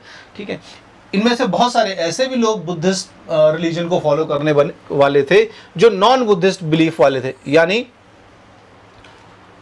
बेसिकली वो शायद बुद्धिज्म में बाद में आए होंगे, उसके पहले बुद्धिज्म को नहीं मानते रहे होंगे, बिल्कुल भी नहीं मानते रहे होंगे, ब्राह्मण भी नहीं रहे होंगे, वो आजीवक या किसी दूसरे सेक्ट के रहे होंगे। ठीक है, या इनफैक्ट ऐसा भी कह सकते हो कि शायद बुद्ध को ना मानने वाले लोग बाद में, जैसे सातवाहन रूलर्स अपने आप को ब्राह्मण कहते थे लेकिन बहुत सारे स्तूपास का कंस्ट्रक्शन करवाया है, अभी हमने पढ़ा इसी वीडियो में कुछ समय पहले।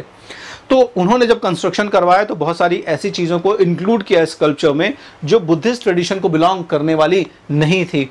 ठीक है, चलो, तो ये बिलीव, प्रैक्टिस और आइडियाज इस तरीके से वहां पर आ जाएंगे, ठीक है, यानी उन मोटिव्स में आ जाएंगे। तो समझ में आ गया कि कैसे दूसरे ट्रेडिशंस भी बुद्धिज्म में इंक्लूडेड हैं। चलो, there are other images as well, बहुत सारी और ऐसी इमेजेस हैं जो इस बात को और पुख्ता कर देंगी। जैसे आप देख रहे हो यहाँ पर एलिफेंट, तो अब एलिफेंट का तो चलो बुद्धिज्म में एक इंपॉर्टेंस है, ठीक है। जैसे यहाँ पर एलिफेंट देख रहे हो, मतलब कहने की बात है कि अभी तो एक सालभज्जिका का एग्जाम्पल है, लेकिन ऐसी बहुत सारी इमेजेस आपको देखने को मिल जाएंगी जो इमेजेस डायरेक्टली बुद्धिज्म से रिलेट करती हैं या इनडायरेक्टली बुद्धिज्म से रिलेट करती हैं, या बुद्धिज्म का उससे कहीं कोई लेना देना नहीं था। वो चीज़ वैदिक रिलीजन में या ब्राह्मण जो प्रैक्टिसेस थी उनमें वो चीज़ें ज़्यादा डीप रूटेड थी, लेकिन दिखाई वो बुद्धिज्म के स्कल्पचर्स में भी जा रही हैं। बुद्ध के लाइफ से या इवेंट से उसको कहीं ना कहीं कोरिलेट किया जा रहा है। तो जैसे एलिफेंट बने, हॉर्सेस बने, मंकीज और कैटल्स बने। अब एलिफेंट माइट भी सिंबल है थोड़ा सा स्ट्रेंथ का, ठीक है, तो इसको इंक्लूड कर लिया गया होगा। अब ये जितने भी एनिमल्स यहाँ पे बने हुए हैं ये क्यों आए, तो इनका डायरेक्ट रिलेशन है बुद्धिज्म से। क्यों? क्योंकि जातक की स्टोरीज जब हम पढ़ते हैं तो जातक की स्टोरीज में बहुत सारे एनिमल्स की स्टोरीज आती हैं। बुद्ध कई बार खुद अपने आप को ये बताते हैं कि I was that particular animal in my previous birth. जैसे बहुत सारी जातक स्टोरीज हैं, जिन जातक स्टोरीज में, जातक स्टोरीज क्या होती थी पहले भी बताया, अभी थोड़ी देर पहले बताया।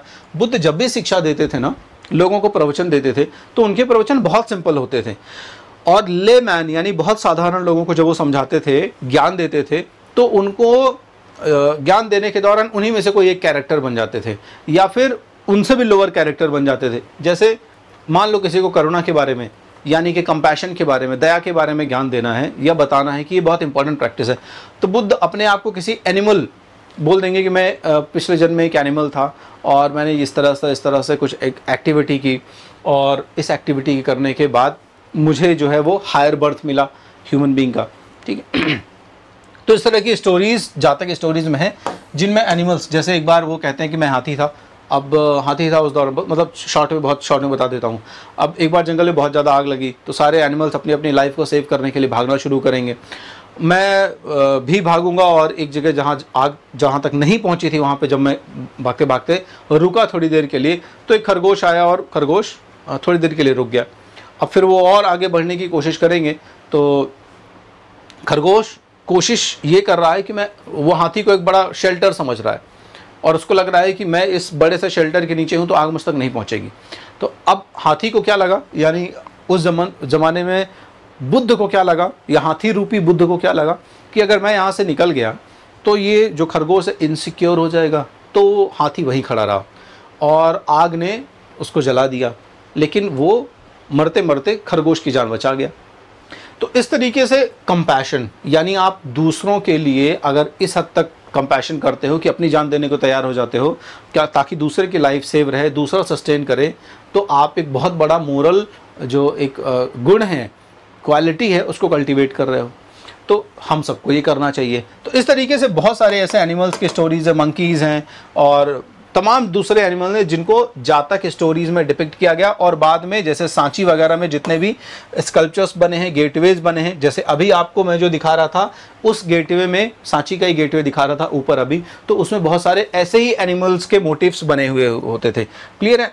चलो, also animals were often used as a symbol of human attributes, यानी जैसे मैंने कहा कि इन एनिमल्स को जो दिखाया जाता था इनमें वो गुण दिखाए जाते थे जो इंसान कल्टीवेट करता है। ह्यूमन एट्रीब्यूट वाले बेसिकली जो एट्रीब्यूट्स हैं उनको इन एनिमल्स में दिखाने की कोशिश की गई। क्लियर है? चलो, जैसे हाथी, तो हाथी का स्ट्रेंथ और विजडम से लेना देना है डेफिनेटली। आगे बढ़ते हैं। ऐसी बहुत सारी स्कल्पचर्स के बारे में अगर आपको और समझना है, इन पेंटिंग्स को देखिए। कौन सी पेंटिंग्स की? अजंता और एलोरा। तो कभी आप जाएं महाराष्ट्र अजंता वगैरह में तो वहाँ पर आप समझने की कोशिश करें। बुद्धिज़्म से रिलेटेड बहुत सारी बहुत सुंदर पेंटिंग्स यहाँ पर शो करने की कोशिश की गई है।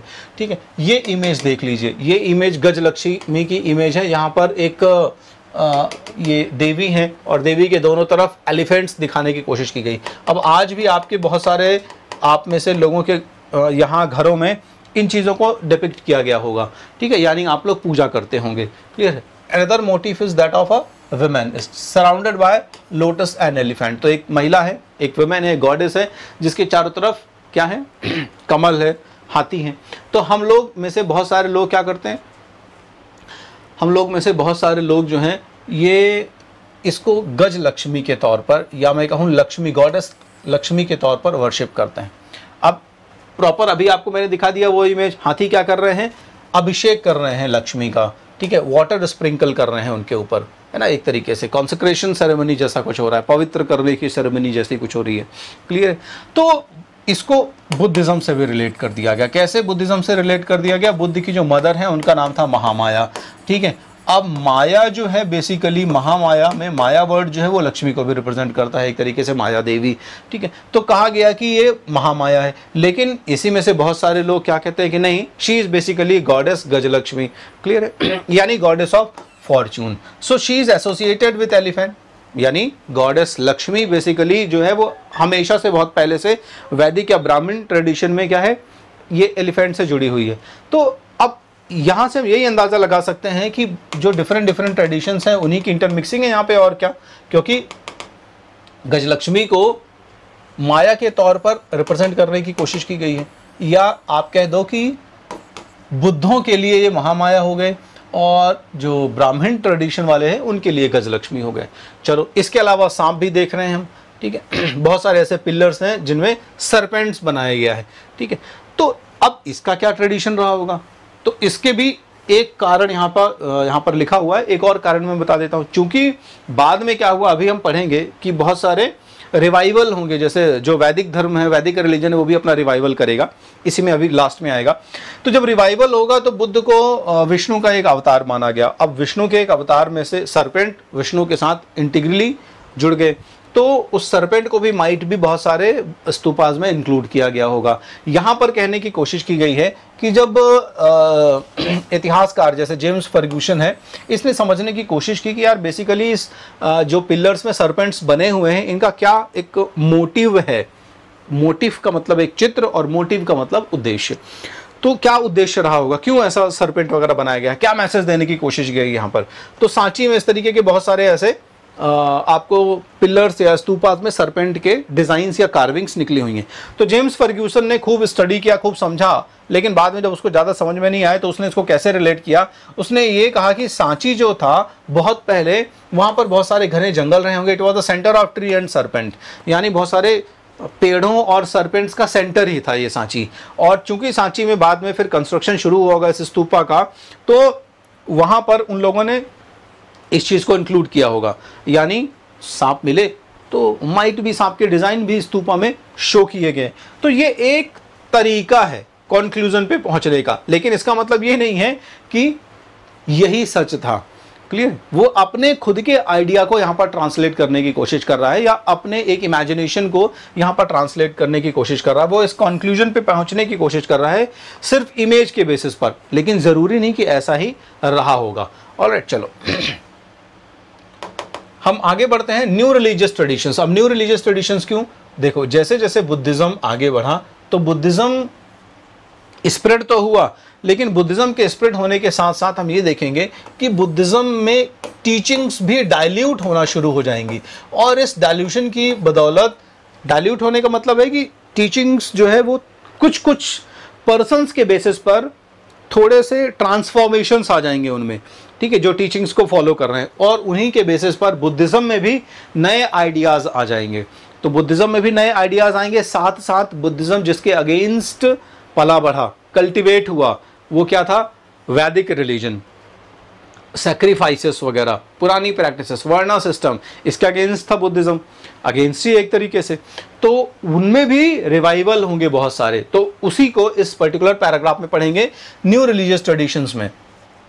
तो by the first century CE, common era, हमारे पास एविडेंसेस हैं। किस चीज़ के एविडेंसेस हैं? कि बुद्धिस्ट आइडियाज और प्रैक्टिसेस में चेंजेस आए। ठीक है, कौन कौन से बदलाव आए, कौन कौन से चेंजेस आए? शुरुआत में अर्ली बुद्धिस्ट टीचिंग्स जो हैं उनमें क्या है? उनमें बेसिकली जो इंपॉर्टेंस दिया गया है वो किस चीज़ को दिया गया है? दो चीज़ों को, सेल्फ एफर्ट और निर्वाण। या मैं कह दूं कि निर्वाण जो है, या निब्बाण जो है, निर्वाण, ये एक वर्ड मैं जो बोल रहा हूं इसी को पाली में कहते हैं निब्बाण।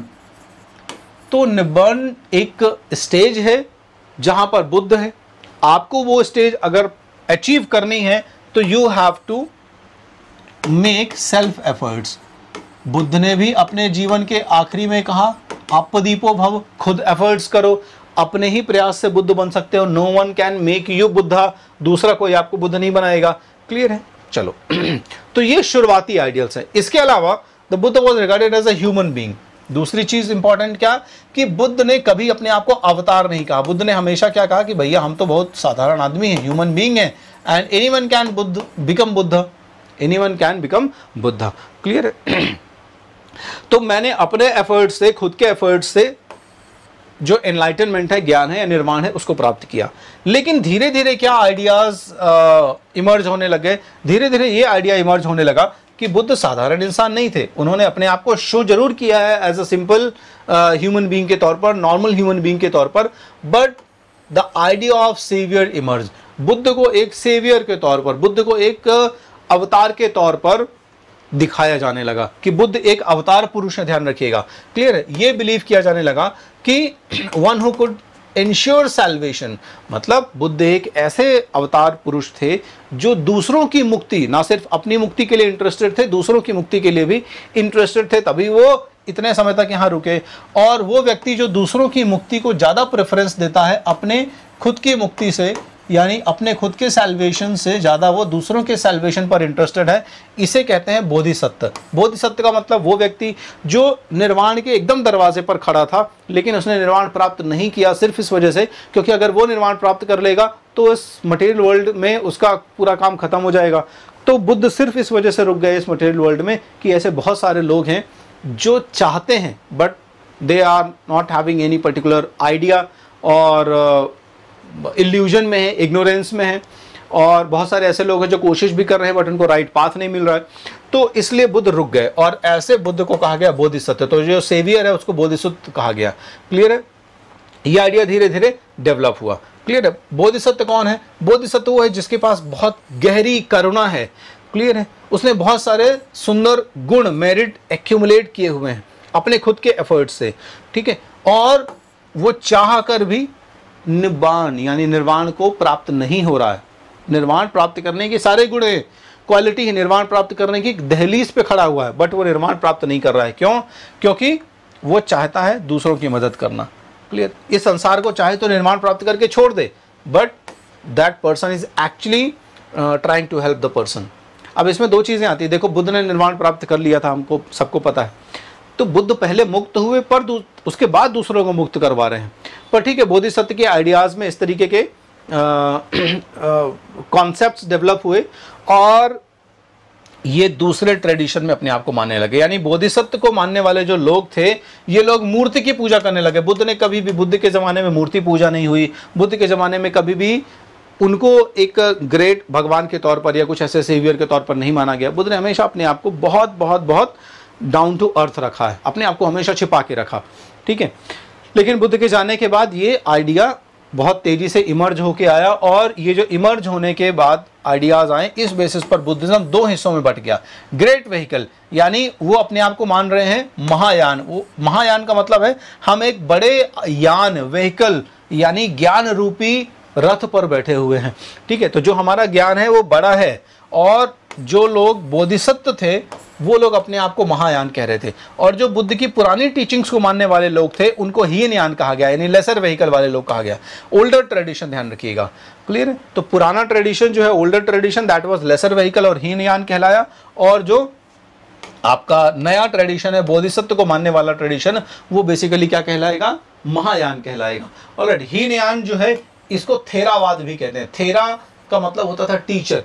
ठीक है? थेरा या थेरी, तो थेरा वर्ड मेल टीचर के लिए, थेरी फीमेल टीचर्स के लिए। थेरा का मतलब वो लोग जो बुद्ध के पुराने मार्ग को फॉलो करते हैं, बुद्ध के मार्ग को फॉलो करके टीचर्स बने हुए हैं। शिक्षक, शिक्षक का मतलब है कि वो गुरु के पद पर पहुंच चुके हैं, इतना उन्होंने ज्ञान अचीव कर लिया है। ठीक है? चलो अब हम आगे बढ़ते हैं। मैंने आपको बताया ना, तो बुद्धिज्म में दो पार्ट हो गए, ध्यान रखिएगा। बौद्ध में या बुद्ध रिलीजन में, बुद्धिज्म में हीनयान और महायान नाम के दो वो सेक्ट्स बन गए, हीनयान और महायान। हीनयान का मतलब ओल्डर टीचिंग वाला, और महायान का मतलब थोड़ा न्यू मॉडिफाइड टीचिंग वाला। आगे जाके इसमें वज्रयान और तमाम अलग अलग सेक्ट्स और डेवलप होंगे, ध्यान रखिएगा, ठीक है। जबकि इनका हमारे यहाँ ज़्यादा डिस्क्रिप्शन नहीं है, तो मैं भी उनको आप यहाँ पर डिस्क्राइब नहीं करूँगा, टाइम भी बढ़ेगा। चलो, ग्रोथ ऑफ पुरानिक हिंदुइज्म, यानी जो पुराण बेस्ड वैदिक नॉलेज बेस्ड हिंदुइज्म था उसकी ग्रोथ हुई। तो ये जो वर्ड आज हम हिंदुइज्म इस्तेमाल करते हैं, ठीक है, ये यहाँ पे लिखा जरूर है, पहले ये इस ज़माने तक जबकि हम बात कर रहे हैं कोई हिंदुइज्म वर्ड इस्तेमाल नहीं हो रहा है। इसको या तो आप वैदिक धर्म कहते हैं, या इसी को भागवत धर्म कहते थे, या इसी को सनातन धर्म कहते थे, जो आजकल वर्ड ज़्यादा पॉपुलर है। ये हिंदुइज्म वर्ड बहुत बाद में इंक्लूड हुआ। चलो, तो notion of saviour was not unique to Buddhism. अब जो ये सेवियर वाला कॉन्सेप्ट आ रहा है, ये क्यों आ रहा है बुद्धिज्म में? ये इसलिए भी आ रहा है क्योंकि आगे चलकर बुद्ध को एडजस्ट करने की कोशिश हो गई।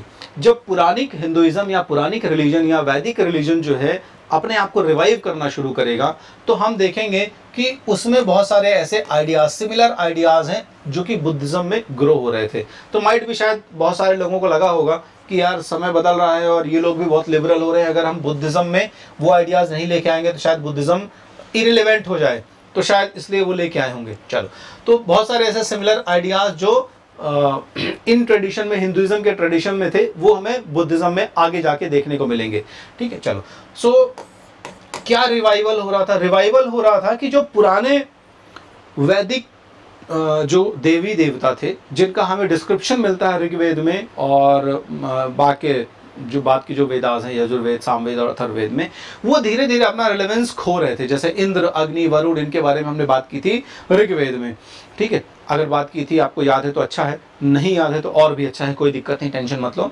इंद्र, अग्नि, वरुण इस तरीके के देवी देवता थे जिनको यज्ञ करके प्रसन्न किया जाता था। लेकिन अब हम देखने को पाते हैं कि दूसरे ही देवता आ रहे हैं जो बहुत और माइटी है, ज़्यादा पावरफुल, जैसे विष्णु, ठीक है, प्रिंसिपल डीटी है, शिवा। तो इनको मानने वाले लोगों का अपना एक ट्रेडिशन डेवलप हुआ। जो विष्णु को मानते थे वो वैष्णव कहलाए, और एक नया पंथ या एक सेक्ट शुरू हुआ जिसे वैष्णविज्म कहा गया। शिव को मानने वाले शैव कहलाए और इनका नया सेक्ट बना जिसे हम कहते थे Shaivism. Alright, so there was growing emphasis on the worship of the chosen deity, यानी आपको जो डीटी पसंद है, आपको जो भी इसमें से देवता पसंद है, यू कैन वर्शिप हिम। आप उनकी बहुत अच्छे से डिवोशन के साथ में आप क्या कर सकते हो, पूजा पाठ कर सकते हो। तो यहाँ पे अब रिचुअल्स का स्थान डिवोशन ले रहा था, ठीक है। पहले रिचुअल्स ज्यादा थे और इस रिचुअल की वजह से अपने आप में एक प्रॉब्लम क्रिएट हो रही थी, लेकिन अब उन रिचुअल्स की जगह कौन है, डिवोशन ले रहा है, ठीक है। तो इस तरह की वर्शिप में bond between the devotee and the god was visualise, ठीक है। किस तरीके से विजुअलाइज किया गया? As one of love and devotion और भक्ति। तो क्या रिवाइवल हो रहा है? रिवाइवल जो हो रहा है इसमें सिर्फ रिचुअल्स, सैक्रिफाइसेस या जो कर्म कांड का पोर्शन था इसको हटा के internal connection, heart to heart connection या कनेक्शन विच वाज और bond which was based on the love and devotion, इसको प्रेफरेंस दी जाने लगी। यानी हम देखते हैं कि भक्ति का जो एक इमर्जेंस है वो यहाँ से होना शुरू हो जाता है। क्लियर? जैसे जैसे वैष्णविज्म कल्ट और आगे तेजी से बढ़ा तो जो विष्णु है इनके और बहुत सारे फॉर्म्स या इनकारनेशंस जो है वो प्रिवेलेंट होने लग गए, और उनके जो इनकारनेशन है या डीटीज हैं, मैं कह दूं इनकारनेशन की डीटीज हैं, मतलब डीटी का मतलब होता है एक तरीके से रिप्रेजेंटेशन, ठीक है। तो जो अवतार हैं उनको आप एक एक फॉर्म में एक्सप्रेस कर रहे हो, ठीक है। तो इनकी भी पूजा होने लगी। तो विष्णु के 10 अवतार हैं जिनको अलग अलग समय पर लिया गया। मत्स्य अवतार हो गया, कूर्म अवतार हो गया, वराह अवतार हो गया। तो ये डिफरेंट इनकारनेशंस जो थे इनके भी डिफरेंट डिफरेंट ट्रेडिशंस बन गए। जैसे कृष्ण को अलग से पूजा गया, राम को अलग से पूजा गया, ठीक है। और भी जो इसमें और अवतार हैं इनकी भी अलग से पूजा हुई। तो बहुत सारे और सब सेक्ट्स या ट्रेडिशंस इसमें विकसित होने लग गए। And these are forms that the deity was believed to have assumed in order to save the world. और इनमें से सारे जो अवतार आ रहे हैं उनको ये माना गया कि ये कभी ना कभी आए, और जब भी आए तो ये एक पर्टिकुलर उद्देश्य के लिए आए। क्या उद्देश्य था? दुनिया को बचाने का, वर्ल्ड को सेव करने का। क्यों? क्योंकि उस समय जो एक डिसऑर्डर क्रिएट हो गया था, है ना, और डिस्ट्रक्शन हो रहा था किसका? वैल्यूज वगैरह का, रिलीजन का, उसको रीएस्टैब्लिश करना था, है ना। डोमिनेंस जो है एविल फोर्सेस का इतना बढ़ गया कि उन्होंने जितने भी सेट मोरल वैल्यूज थी इनको डिस्ट्रॉय किया। इसलिए नाउ जो विष्णु हैं उन्होंने अवतार लिया और अवतार करके वापस से उन प्रिंसिपल्स को रीएस्टैब्लिश किया। ठीक है, so it is likely that different avatars were popular in different parts of the country. और हम देखते हैं आज भी कि इनमें से बहुत सारे ऐसे अवतार हैं जो अलग अलग हिस्सों में आज भी पॉपुलर हैं। जैसे हम साउथ इंडिया की तरफ चले जाएं, ठीक है, तो इनमें से विष्णु के अलग अलग फॉर्म, पद्मनाभ स्वामी, ठीक है, महाराष्ट्र में विठल स्वामी, और इस तरीके से अलग अलग फॉर्म्स जो हैं वो हैं विष्णु के ही, लेकिन पूजे जा रहे हैं अलग अलग डिफरेंट नाम से। लोकल डीटीज के तौर पर है, लोकल डीटीज के अलग अलग नाम है। क्लियर, चलो लेकिन इस तरीके से विष्णु क्या हुए, was one way of creating a more unified religious tradition. यानी भगवान विष्णु के तौर पर एक पूरे उस रिलीजन को डाइवर्सिफाई भी किया गया, और डाइवर्सिफाई करने के साथ साथ यूनिफाइड भी किया गया। डाइवर्सिफाई कैसे? डाइवर्सिफाई ऐसे कि आप अपने रिलीजन, अपने रीजन के हिसाब से जो भी आपको नाम बेस्ट सूटेबल लग रहा है, उस बेस्ट सूटेबल नाम में आप उनकी पूजा पाठ करिए। और ये इनफैक्ट माना गया कि ये पर्सन यहाँ पे था हमारे बीच में, हम इससे रीजनली कनेक्टेड हैं। ठीक है, तो इसमें एक चीज़ ये आई कि जो अलग अलग रीजन के लोग थे ना, वो सांस्कृतिक ट्रेडिशन जो था पहले का, इसके इतर यानी इसके अलावा अब अपने लोकल लैंग्वेजेस वगैरह, लोकल कस्टम्स वगैरह में पूजा पाठ कर सकते थे। और जो वो एक सेट वैदिक स्टैंडर्ड वाला प्रोसेस चला रहा था, उससे पूरी तरीके से ना सिर्फ ये डाइवर्ट होते हैं बल्कि अपनी एक्सेप्टेंस बढ़ाते हैं और अपने दायरे को भी बढ़ाते हैं, जो कि बुद्धिज्म का भी एक खास कैरेक्टर था, सिम्पटम था। बुद्ध ने भी यही किया था, टीचिंग्स को टाइम, प्लेस, सर्कमस्टेंसेस, पर्सन्स के हिसाब से वो बता रहे हैं, ना कि एक पैटर्न बना दिया उन्होंने और लोगों का लेवल बढ़ाएं उस टीचिंग के ऊपर। ठीक है, कि संस्कृत में ही हम बोलेंगे, तुम सब लोग पढ़े लिखे हो तो समझो, नहीं समझ पा रहे हो तो फिर इसका मतलब गए काम से, जैसा कि पहले होता था।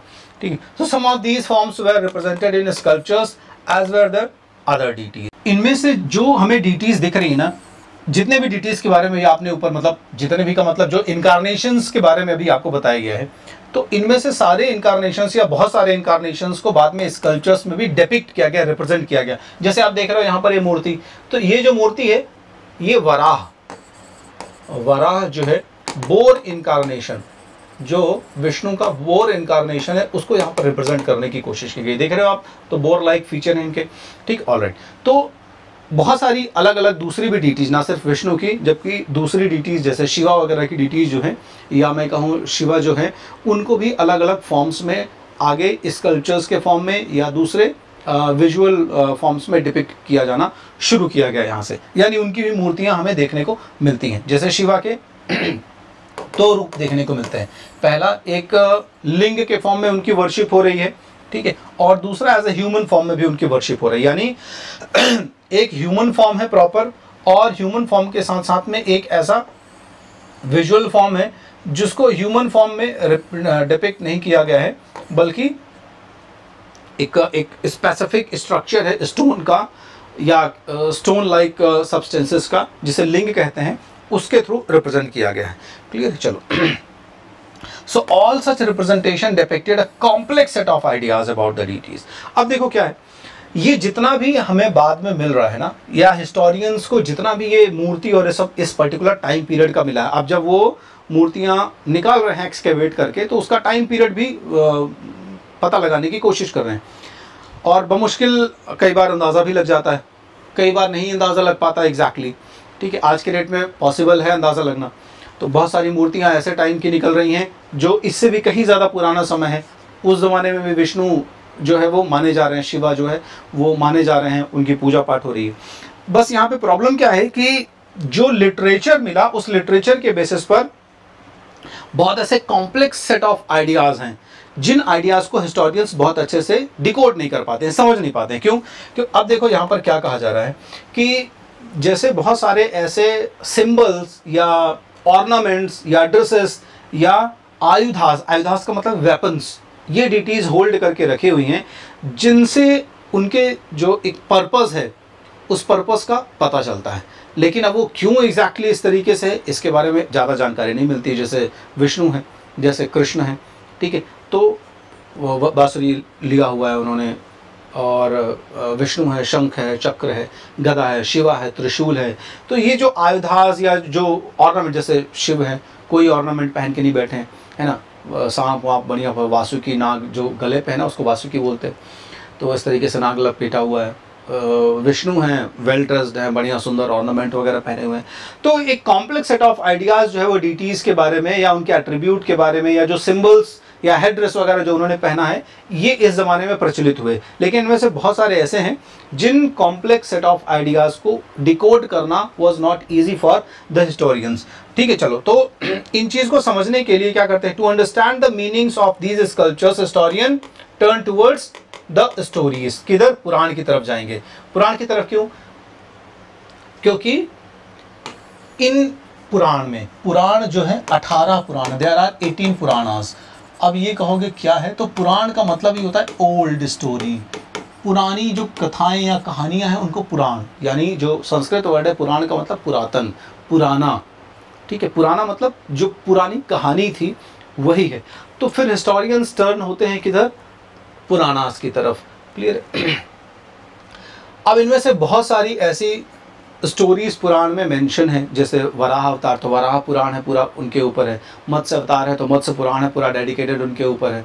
ठीक है, तो हर एक अवतार के ऊपर अपने आप में डेडिकेटेड एक बुक ही है और उसमें हज़ारों श्लोक लिखे हुए हैं और उनके बर्थ या इनकारनेशन का पर्पस है पूरा, फिर उनकी एक्टिविटी है पूरी उसमें एक्सप्लेन्ड है, उनके और डिवाइन क्वालिटीज़ और वो जो जो अलग वेपन्स रख रहे हैं उनका पूरा एक्सप्लेनेशन है कि ऐसा ये क्यों कर रहे हैं। तो जो ये पुराणास हैं, इन पुराणास को किसने कंपाइल किया हुआ है? अब कोई और सोर्स तो बचता नहीं था हिस्टोरियंस के पास में, जाएंगे तो बुक की तरफ, लिटरेचर की तरफ, टेक्स्ट की तरफ।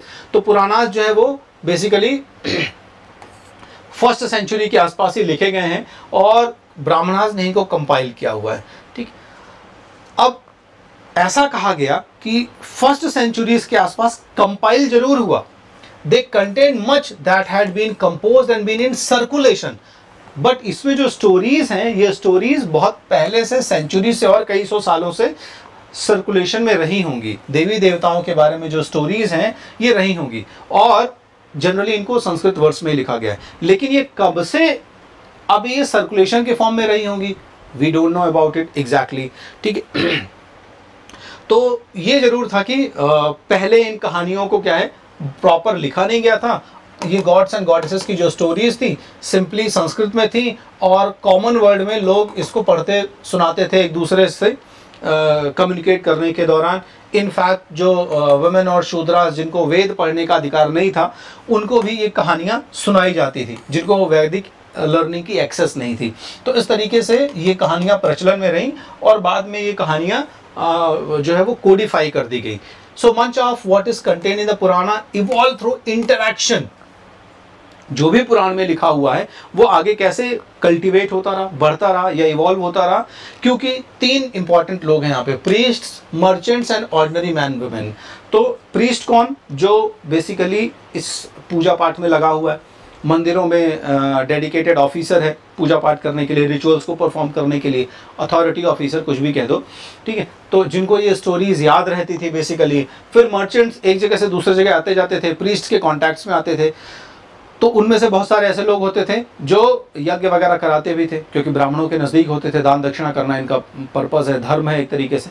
तो प्रीस्ट की स्टोरी से फैमिलियर होते थे। इनमें से बहुत सारे मर्चेंट्स और priest ordinary man and women को ये कहानियाँ समय समय पर सुनाते थे। ठीक है, तो ये आइडियाज़ का जो शेयरिंग होता था, ये शेयरिंग धीरे धीरे धीरे धीरे इवॉल्व हुआ, एक जगह से दूसरी जगह पर ट्रांसमिट हुआ और ट्रांसमिट होने के दौरान ये स्प्रेड होने लग गया। क्लियर है? जैसे जैसे इतिहास में क्या कहा गया यहाँ पे, वी नो फॉर इंस्टेंस, उदाहरण के लिए हम बहुत अच्छे से जानते हैं कि मथुरा में कृष्ण के बारे में बात की गई, वासुदेव कृष्ण। ठीक है, वेरी इंपॉर्टेंट डीटी इन मथुरा रीजन, मथुरा रीजन के आसपास बहुत इंपॉर्टेंट डीटी।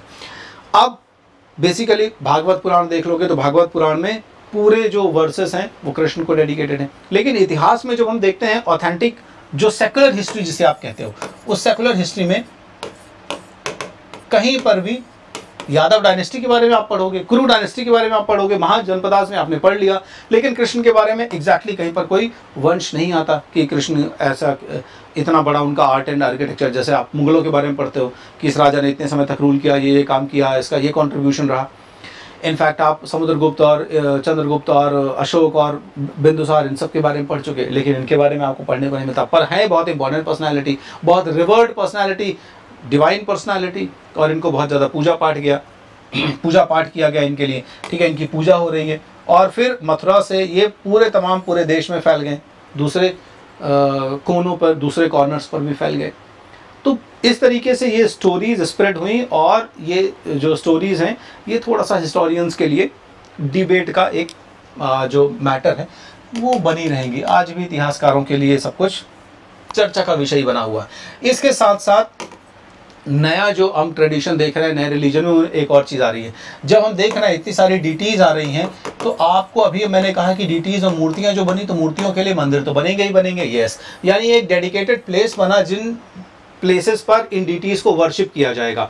तो हम देखते हैं around the time that stupas at sites such as Sanchi were acquiring their presence, यानी जब सांची में स्तूप अपना आकार ले रहे थे, स्तूप बन रहे थे, उसी टाइम पर हमें इंडिया में पहले टेम्पल्स का जिक्र मिलता है। अब देखो यहाँ पर थोड़ा सा जो हिस्ट्री लिखी हुई है, ये थोड़ा सा आप कह दो कि मे बी इसको रिफॉर्म करने की ज़रूरत है, इसमें थोड़े से शोध करने की ज़रूरत है। और क्यों शोध करने की ज़रूरत है? क्योंकि हमें ये कहा गया है कि ये पर्टिकुलर टाइम पीरियड था जब बेसिकली भारत में टेम्पल्स का कंस्ट्रक्शन शुरू हुआ, यानी इसके पहले भारत में मंदिरों का कोई एविडेंस नहीं मिलता है, मंदिर तब तक नहीं बने हुए थे। तो जब से बेसिकली ये बुद्धिस्ट स्तूपास या बुद्धिज़्म में रिवाइवल शुरू हुआ, या मैं कह दूं कि बुद्धिज़्म के बाद जब अदर रिलीजन्स में भी रिवाइवल शुरू हुआ, तो उसी दौरान ये पुराने ट्रेडिशंस के डेवलप होने के बाद या वैदिक रिलीजन में रिफॉर्म्स के बाद टेम्पल्स का कंस्ट्रक्शन शुरू हुआ। पहले मंदिर नहीं बनाए जाते थे, वैदिक काल में मंदिर नहीं होते थे, ऐसा कहा गया। क्लियर है? तो बहुत सारे जो देवी देवता हैं इनके मंदिर बनाए गए। क्लियर? लेकिन आपको बहुत सारे ऐसे मंदिर मिल जाएंगे जो 4000 साल पुराने भी हैं, 3000 साल पुराने। इनफैक्ट ऐसे मंदिर है, जैसे मैं कह दूं कि अगर आप बद्रीनाथ ही जा रहे हैं, ठीक है, केदारनाथ बद्रीनाथ उधर जा रहे हैं, तो अब ये टाइम जरूर है कि शंकराचार्य ने इस पर्टिकुलर मंदिर को इस पर्टिकुलर टाइम पीरियड में खोजा का मतलब उसके पहले भी था ना, वो उसके कई हजार साल पहले रहा होगा वो, एग्जैक्टली, ठीक है। और अलग अलग उससे और रिलेटेड स्टोरीज हैं। तो क्या ये चीज़ इंडिकेट नहीं करती है कि मंदिर कंस्ट्रक्शन या टेम्पल कंस्ट्रक्शन इसके भी पहले का है? वो बात अलग है कि अब या तो हिस्ट्री में उसको इतना बढ़िया से समझा नहीं गया, या फिर कुछ तो आपकी जो टेक्नोलॉजी है जिसमें आप एज पता करते हैं चीज़ों की, प्लेसेस की, उसमें कुछ खामियां हैं। ये एक चर्चा का विषय है। चलो, so the early temple was small square room. शुरुआत में जो मंदिर बनते थे वो बहुत भव्य नहीं बनते थे, बहुत मैग्निफिशेंट नहीं होते थे। एक सिंपल ऐसा रूम होता था, ठीक है, जिसे गर्भगृह कहा जाता था, और जिसमें एक सिंगल दरवाज़ा होता था, और यहाँ से जो वर्शिपर यानी पुजारी होते थे, प्रीस्ट होते थे, वो एंटर करते थे और इस तरीके से अपना पूजा पाठ वगैरह करते थे। लेकिन धीरे धीरे बहुत बड़े massive magnificent tall structure create होने लग गए, नोन एज, उन्हें क्या कहा जाता था? ये देख रहे हैं आप, जिस तरह से एक बहुत बड़ा मंदिर शिखर कहा जाने लगा। क्लियर? और ये सेंट्रल श्राइन, यानी जो एक इम्पॉर्टेंट जो प्लेस होता था, श्राइन का मतलब जो मंदिर का एरिया होता था, उसका सबसे सेंटर पार्ट हुआ करता था। आगे जाके चैप्टर 7 में मैं और आपको डिटेल में पढ़ाऊंगा, इसलिए बहुत ज़्यादा डिटेल अभी आपको नहीं बता रहा हूँ। गोपुरम, ठीक है, और फिर गर्भगृह, और फिर ये तमाम जो शिखर है, इनके बारे में डिटेल में हम टेम्पल आर्किटेक्चर के बारे में वहाँ पर पढ़ेंगे। ठीक है, चलो। So temple walls were often decorated with sculpture. इन मंदिरों की दीवारों पर भी बहुत सारे अलग अलग छोटे छोटे स्कल्पचर्स बने हुए हैं।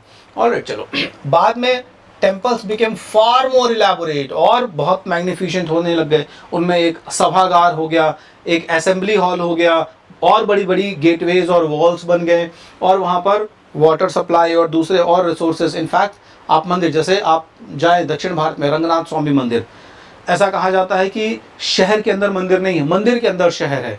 तो जब आप गोपुरम से एंटर होंगे तो आप देखेंगे कि बहुत एक लंबा चौड़ा सड़कें हैं, बसें चल रही हैं मंदिर के अंदर। ठीक है, तो धीरे धीरे मंदिर बहुत मैसिव होने लग गए। चलो, एक और यूनिक फीचर जो है, अनदर यूनिक फीचर जो है पुराने अर्ली टेम्पल्स का, वो क्या था? Were hollowed out of huge rocks, यानी बहुत सारे ऐसे मंदिर हैं जो एक बहुत बड़ी चट्टान को ही पूरा खोद के बनाए गए। यानी ऐसा नहीं हुआ कि पत्थरों को इकट्ठा करके मंदिर बनाया गया, एक बहुत बड़ा पहाड़ या चट्टान रहा होगा, उसको इतनी सुंदर तरीके से कार्विंग की गई उसकी, कि उस कार्विंग करके उसको एक मंदिर का शेप दे दिया गया। क्लियर है? The tradition of building artificial cave was an old one, यानी हम देखते हैं कि बहुत पुराना है, कोई नया नहीं है ये कि आज शुरू हुआ, ये बहुत पुराना है। और ये भी एक तरीके से चैलेंज ये है कि कैसे वो पुरानी टेक्नोलॉजी रही होगी कि इतने बड़े पहाड़ को कार्व्ड आउट करके और इस तरीके के ह्यूज टेम्पल्स कंस्ट्रक्ट किए गए होंगे। ठीक है, चलो इनमें से हमारे पास और ऐसे ही जो रॉक्स को कट करके एग्जाम्पल्स हैं टेम्पल्स के, उनमें एक एग्जाम्पल आता है जब अशोक ने ऑर्डर किया था आजीवक संप्रदाय के लिए कुछ मंदिर बनाने का, तो इनमें से बहुत सारे ऐसे मंदिर बनाए गए जो रॉक्स को हॉलो करके, यानी कि उनको एक तरीके से आर्टिफिशियल केव्स का रूप दे दिया गया, यानी कि गुफा का रूप दे दिया गया। ठीक है, चलो। So this tradition evolve through various stages and culminated much later, यानी मंदिर निर्माण की ये जो टेम्पल कंस्ट्रक्शन की ये जो ट्रेडिशन है, ये धीरे धीरे स्टेजेस में डेवलप हुई और बहुत बाद में 8th सेंचुरी में और धीरे धीरे पीक पर पहुंचना शुरू होगी। क्लियर है? जब हमें एग्जाम्पल मिलता है कैलाशनाथ टेम्पल, कैलाशनाथ टेम्पल शिवा का एक नाम है कैलाशनाथ, क्योंकि वो कैलाश में रहते हैं, तो ये पूरा का पूरा जो टेम्पल है वो भी इसी तरीके से बना हुआ है, एक बहुत बड़े चट्टान की कार्विंग करके बना हुआ है। ठीक है, तो जो वहाँ का मेन वो था ना, कॉपर प्लेट इंस्क्रिप्शन है, यानी यहाँ पे एक इंस्क्रिप्शन तो आप समझते ही हैं जिसके थ्रू हमें इंफॉर्मेशन मिलती है, तो यहाँ पर कॉपर प्लेट का बना हुआ एक इंस्क्रिप्शन है जिसमें जो चीफ स्कल्प्टर है, मंदिर बनाने का जो मुख्य मूर्तिकार है कह दो, या मेन जो आर्किटेक्चर रहा होगा वहाँ का, वो इसको बनाने के बाद क्या कहता है एलोरा में, एलोरा का मंदिर बनाने के बाद कि how did I make it, मैंने बना कैसे दिया इतना सुंदर मंदिर, कैसे बन गया ये। तो दिस इज दी थिंग कि कैसे इतने ह्यूज मैसिव स्ट्रक्चर्स क्रिएट हो जाते हैं। देखो, ठीक है, सिंगल पीस ऑफ रॉक, एक रॉक के एक पीस को कार्व करके इतना बड़ा मैग्निफिसेंट मंदिर बनाया गया था। ठीक है, तो थोड़ा सा समझो, क्यों समझो, अलग अलग पत्थर जोड़ के ताजमहल देखने जा रहे हैं लोग क्योंकि साफ सुथरा है। भारत में इतने अनगिनत ऐसे आर्किटेक्चर बने हुए जिनको देखोगे तो आपकी इमेजिनेशन के बियॉन्ड है वो। एक पहाड़ में इतनी सुंदर कार्विंग करके और इतने सुंदर बड़े मैग्निफिसेंट मंदिर बना देना, इतने ह्यूज टेम्पल्स बना देना, ये आसान चीज़ नहीं थी। और बात अलग है कि फिर अब प्रमोट क्या हो रहा है ये हम समझते हैं और उस बेसिस पर चीज़ें अलग। चलिए अब लास्ट टॉपिक की तरफ चलते हैं, कैन वी सी एवरीथिंग, क्या हम सब कुछ देख सकते हैं? तो यहाँ पर दो चीज़ें बताने की कोशिश की है। देखो इस पूरे पैराग्राफ का मतलब देखो, अभी तक आपने क्या है, बहुत सारे रिच ट्रेडिशंस देखा, जितना भी इस पर्टिकुलर चैप्टर में आपने पढ़ा है वो आपने क्या देखा कि एक तरीके से डायलॉग्स के थ्रू, इंटरैक्शन के थ्रू वो चीज़ें इमर्ज हुई हैं, डिफरेंट रिलीजियस इंटरैक्शन के थ्रू। ठीक है, हमने ये भी देखा, you have had a glimpse of the rich visual tradition that exist in the past, पत्थरों के रूप में, ईंटों के रूप में आपको दिखाई गई स्तूपा और सब मंदिर इनकी बात की जा रही। इनमें से बहुत सारी चीज़ें डिस्ट्रॉय हो गई हैं, खो गई हैं इतिहास में। ठीक है, उसके बावजूद भी बहुत सारी ऐसी चीज़ें हैं जिनको प्रिजर्व करके रखा गया है। ठीक, लेकिन अब यहाँ से क्वेश्चन आता है कि do we always automatically understand what they wanted to convey? क्या इनको देख के हम, जैसे अभी मैंने आपको कैलाशनाथ टेम्पल के बारे में बताया, बहुत सारे लोग घूमने जाते हैं, पर कितने लोग उसके आर्किटेक्चर, कितने लोग उसके इतिहास, कितने लोग उसके पीछे की जो बैकग्राउंड है उसको ट्रिक करने की, उसको समझने की कोशिश करते होंगे, उसको जानने की कोशिश करते होंगे? तो क्या वो जो कन्वे करने की कोशिश कर रहे हैं उनको हम हमेशा ऑटोमेटिकली समझ पाते हैं अपने आप? Can we ever know what these images meant to people who saw them? 2000 साल पहले लोगों के लिए क्या मायने रखते थे? जो लोग उस ज़माने में देखते थे वो इनको कैसे देखते थे? इसके बारे में हमें कैसे पता चले? तो यहीं पर इसीलिए टॉपिक कह रहा है कि क्या हमने जितना पढ़ा वो सब कुछ था? नहीं, ये पूरे पैराग्राफ का पूरा जो निचोड़ है वो यही है कि हमने जो देखा, हमने जो पढ़ा वो सब कुछ नहीं है, वो एक छोटा सा हिस्सा है। उस ज़माने का इतना बड़ा इतिहास रहा होगा। बुद्ध के जीवन में 80-90 साल बुद्ध जिए, उससे रिलेटेड हमें कितनी, यानी बुद्ध की कहानी कही जाए तो 2 घंटे में आराम से आप पूरी कहानी बता सकते हो। किताबें भी पढ़ के समझा जाए तो कुछ महीनों में उनको पढ़ा जा सकता है, लेकिन बुद्ध का जीवन तो इतना बड़ा था। वैसे ही और तमाम वैदिक ट्रेडिशन और रिलीजन और तमाम सब कुछ जो हमने पढ़ा वो एक बहुत बड़ा, इतने हज़ारों सालों का इतिहास क्या 20 पन्नों में इकट्ठा किया जा सकता है? नहीं। चलो, तो क्यों? क्योंकि कुछ चैलेंजेस हैं। पहला चैलेंज क्या है? Grappling with unfamiliar. बेचारे इतिहासकार, यहाँ पर वही फर्स्ट चैप्टर जैसी मजबूरियां देखने को मिलेगी। यानी इतिहासकार जब इन चीज़ों को समझने की कोशिश करते हैं तो वो देखते हैं कि क्या चीज़ें हैं जो हमारे समझ में नहीं आ रही हैं। So it will be useful to recall that when 19th century European scholars first saw some of the sculptures, तो आप समझो, देखो कि जब 19th सेंचुरी में जो स्कॉलर्स हैं, जो यूरोपियंस हैं, बेसिकली भारत का जो इतिहास है, इस इतिहास को आप तक लाने में किनका इंपॉर्टेंट रोल है? यूरोपियन स्कॉलर्स का। और एक्चुअल में ये कहानी आपने चैप्टर 2 से ही समझना शुरू कर दी है कि बेसिकली ये जो पूरा इतिहास है ये आपके सामने क्यों है? क्योंकि यूरोपियन लोग इसमें इंटरेस्टेड हुए। तो यूरोपियन लोग यहाँ के नहीं हैं, यूरोप के हैं, है ना। तो जब 19th सेंचुरी में यूरोपियन स्कॉलर पहली बार इसको देखे होंगे तो बहुत सारे देवी देवताओं को देखते ही उनके मतलब पसीने ही आ गए होंगे। They could not understand what these were about. उनको समझ ही नहीं आया होगा कि ये क्या है, क्यों है, क्या बनाया गया है बेसिकली। अब जैसे बोर इनकारनेशन देखा होगा उन्होंने, तो उन्होंने कहा होगा कि ये इंसान है या बोर जंगली सुअर जैसा दिख रहा है, ये है क्या बेसिकली, इसका पर्पस क्या है। ऊपर से उसके हाथों में वेपन्स देख लिए होंगे उन्होंने, तो उनको ये तो अब कभी यूरोप में ऐसा देखा ही नहीं था उन्होंने इस तरीके से। Sometimes they were horrified by what seem to them grotesque, यानी जब उन्होंने देखा होगा इसको तो बहुत ही खतरनाक, भयावह दिखा होगा, डरावना दिखा होगा, है ना। फिगर्स, बहुत सारे मल्टीपल आर्म्स हैं इनके, ठीक है मल्टीपल आर्म्स के साथ साथ अलग उनका स्ट्रक्चर ही है ना। बहुत सारे हेड्स हैं, एनिमल्स हैं, ह्यूमन हैं, दोनों का फॉर्म का मिक्सचर है। तो ये देखने के बाद आसान नहीं था उनके लिए समझना, ठीक है, जबकि लोकल लोगों के लिए ज़्यादा आसान था समझना क्योंकि स्टोरीज़ में सब कुछ चीज़ें थी। अच्छा, लोकल लोगों के लिए वो एक फेथ जैसा था, लेकिन इनके लिए उसको ज़्यादा साइंटिफिक तरीके से समझना इंपॉर्टेंट था। अब साइंटिफिक तरीके से ऐसे कैसे समझ लोगे? स्टोरीज ही एकमात्र, पुराण या जो बुक्स थी अवेलेबल बुक्स, वही एकमात्र सोर्स था। अब वो इनको लगता था कि नहीं, ये तो एक स्टोरी है, मिथिकल हो सकता है, प्रूफ कैसे पता करें उसके बारे में। चलो तो यहाँ पर समस्याएं आएंगी, इसीलिए लिखा है ग्रैपलिंग विद अनफैमिलियर, कि जो अनफैमिलियर चीज़ें थी उनसे कैसे वो संघर्ष कर रहे थे।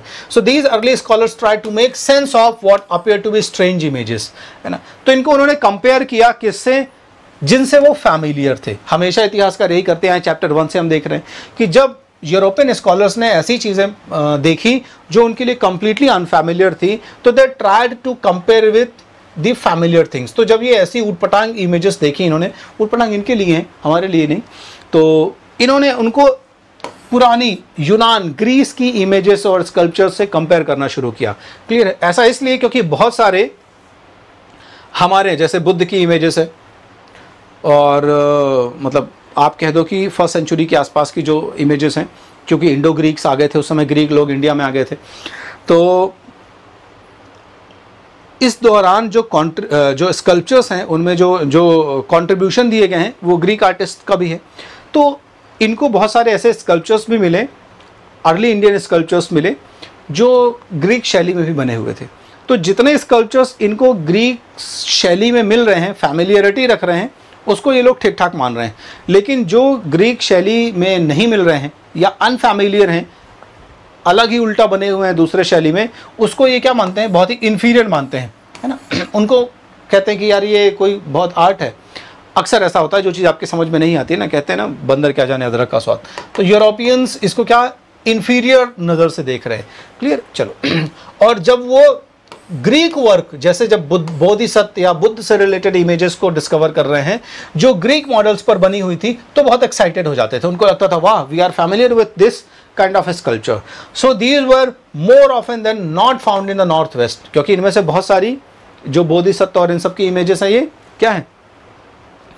नॉर्थ वेस्ट वगैरह में मिली ना। नॉर्थ वेस्ट ये वो एरिया था जहाँ से ग्रीक लोग आए थे और बहुत सारे ग्रीक रूलर्स यहाँ पर रूल करके काफ़ी साल तक रहे हैं। नॉर्थ वेस्ट हो गया, तक्षशिला हो गया, पेशावर हो गया, ठीक है, जहाँ पर इंडो ग्रीक रूलर्स ने इस्टेब्लिश किया था अपने किंगडम्स को। 2nd सेंचुरी के आसपास तक वो यहाँ पर रहे हैं, ठीक है। तो चूंकि देवी देवता जो रोम या ग्रीस के थे, उनसे इनकी फैमिलियरिटी थी। फैमिलियरिटी का मतलब है जो बनावट होती है ना, अब जो ये इमेज आप देख रहे हो, इस इमेज की बनाने की जो स्टाइल है, जो कार्विंग्स हैं, ये carvings Greek style of sculpture से बहुत ज़्यादा फैमिलियर होती थी, है ना। वो जो ग्रीक स्टैचूज़ हैं वैसे ही ये भी हैं।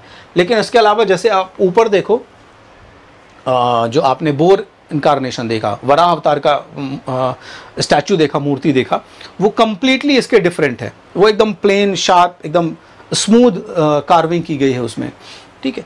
तो इस तरीके से अब इतिहासकारों के लिए समस्या क्या हो जाती थी कि जो फैमिलियर है उससे रिलेट करना तो बहुत आसान है, लेकिन जो चीज़ अनफैमिलियर है वो बड़ी मुश्किल होती थी। उसके लिए उनको एक यार्डस्टिक डिवाइस करना कि भैया हम क्या ऐसा यार्डस्टिक, क्या ऐसा पैमाना डेवलप करें जिससे हमको समझ में आ जाए, है ना। यानी अनफैमिलियरिटी जो है उसको हम ख़त्म करें और हम फैमिलियर हो पाए, तो ये मुश्किल होता था, ठीक है। बहुत सारे स्ट्रैटेजीज अडॉप्ट करने की कोशिश भी की गई, बट 100% उनको नहीं समझा गया। चलिए अगला, if text and image do not match. अगर पहले चैलेंज तो ये मिला कि बहुत सारे ऐसी चीज़ें जो अनफैमिलियर थी, तो उससे इन्होंने जूझने की कोशिश की। कुछ दूसरा ऐसा भी हुआ, जब टेक्स्ट तो इन्होंने देखा लेकिन टेक्स्ट इमेज से या इमेज टेक्स्ट से मैच नहीं हो रहा। यानी बहुत सारे ऐसे विजुअल डिपिक्शंस थे जिन विजुअल डिपिक्शंस की स्टोरीज ही क्लियर नहीं हो पा रही कि बेसिकली कहाँ क्या गया है, ठीक है। तो इस पूरे पैराग्राफ में कुछ भी खास नहीं है बहुत ज़्यादा, मैं आपको शॉर्ट में बता देता हूँ। तो आर्ट हिस्टोरियंस जो है often drew up textual traditions to understand the meaning, यानी इमेजेस का सहारा लेके या टेक्सचुअल ट्रेडिशंस का सहारा लेते हैं स्कल्पचर्स को समझने के लिए। यानी वाइसे वर्सा की बात की गई है। क्या कहा गया है कि जो टेक्सचुअल ट्रेडिशंस हैं या टेक्सचुअल स्टोरीज़ हैं, टेक्स्ट में लिखी जो बात है, उस स्टोरीज के हेल्प से स्कल्पचर्स को समझने की कोशिश की गई या स्कल्पचर्स को देख के टेक्स्ट को मैच करने की कोशिश की गई, ठीक है। तो काफ़ी हद तक ये स्ट्रेटजी बहुत सारे इंडियन इमेजेस और ग्रीक स्टैचूज़ को कंपेयर करने में सक्सेसफुल भी रही, लेकिन काफ़ी हद तक ये ईजी टू यूज़ नहीं रही। बहुत सारे ऐसे हमें विजुअल स्टोरीज मिलेंगी, जैसे कि महाबलीपुरम में एक रॉक सरफेस पर, एक ह्यूज रॉक की सरफेस पर कुछ स्कल्पचर्स बने हुए हैं। अब जब इन स्कल्पचर को पढ़ने की कोशिश की गई, अभी ये फिगर दिखा देता हूँ मैं आपको, तो इन्होंने इसको पुरानी जो स्टोरीज़ हैं, पुरानी ट्रेडिशन वाली जो स्टोरीज़ हैं, इनसे रिलेट करने की कोशिश की।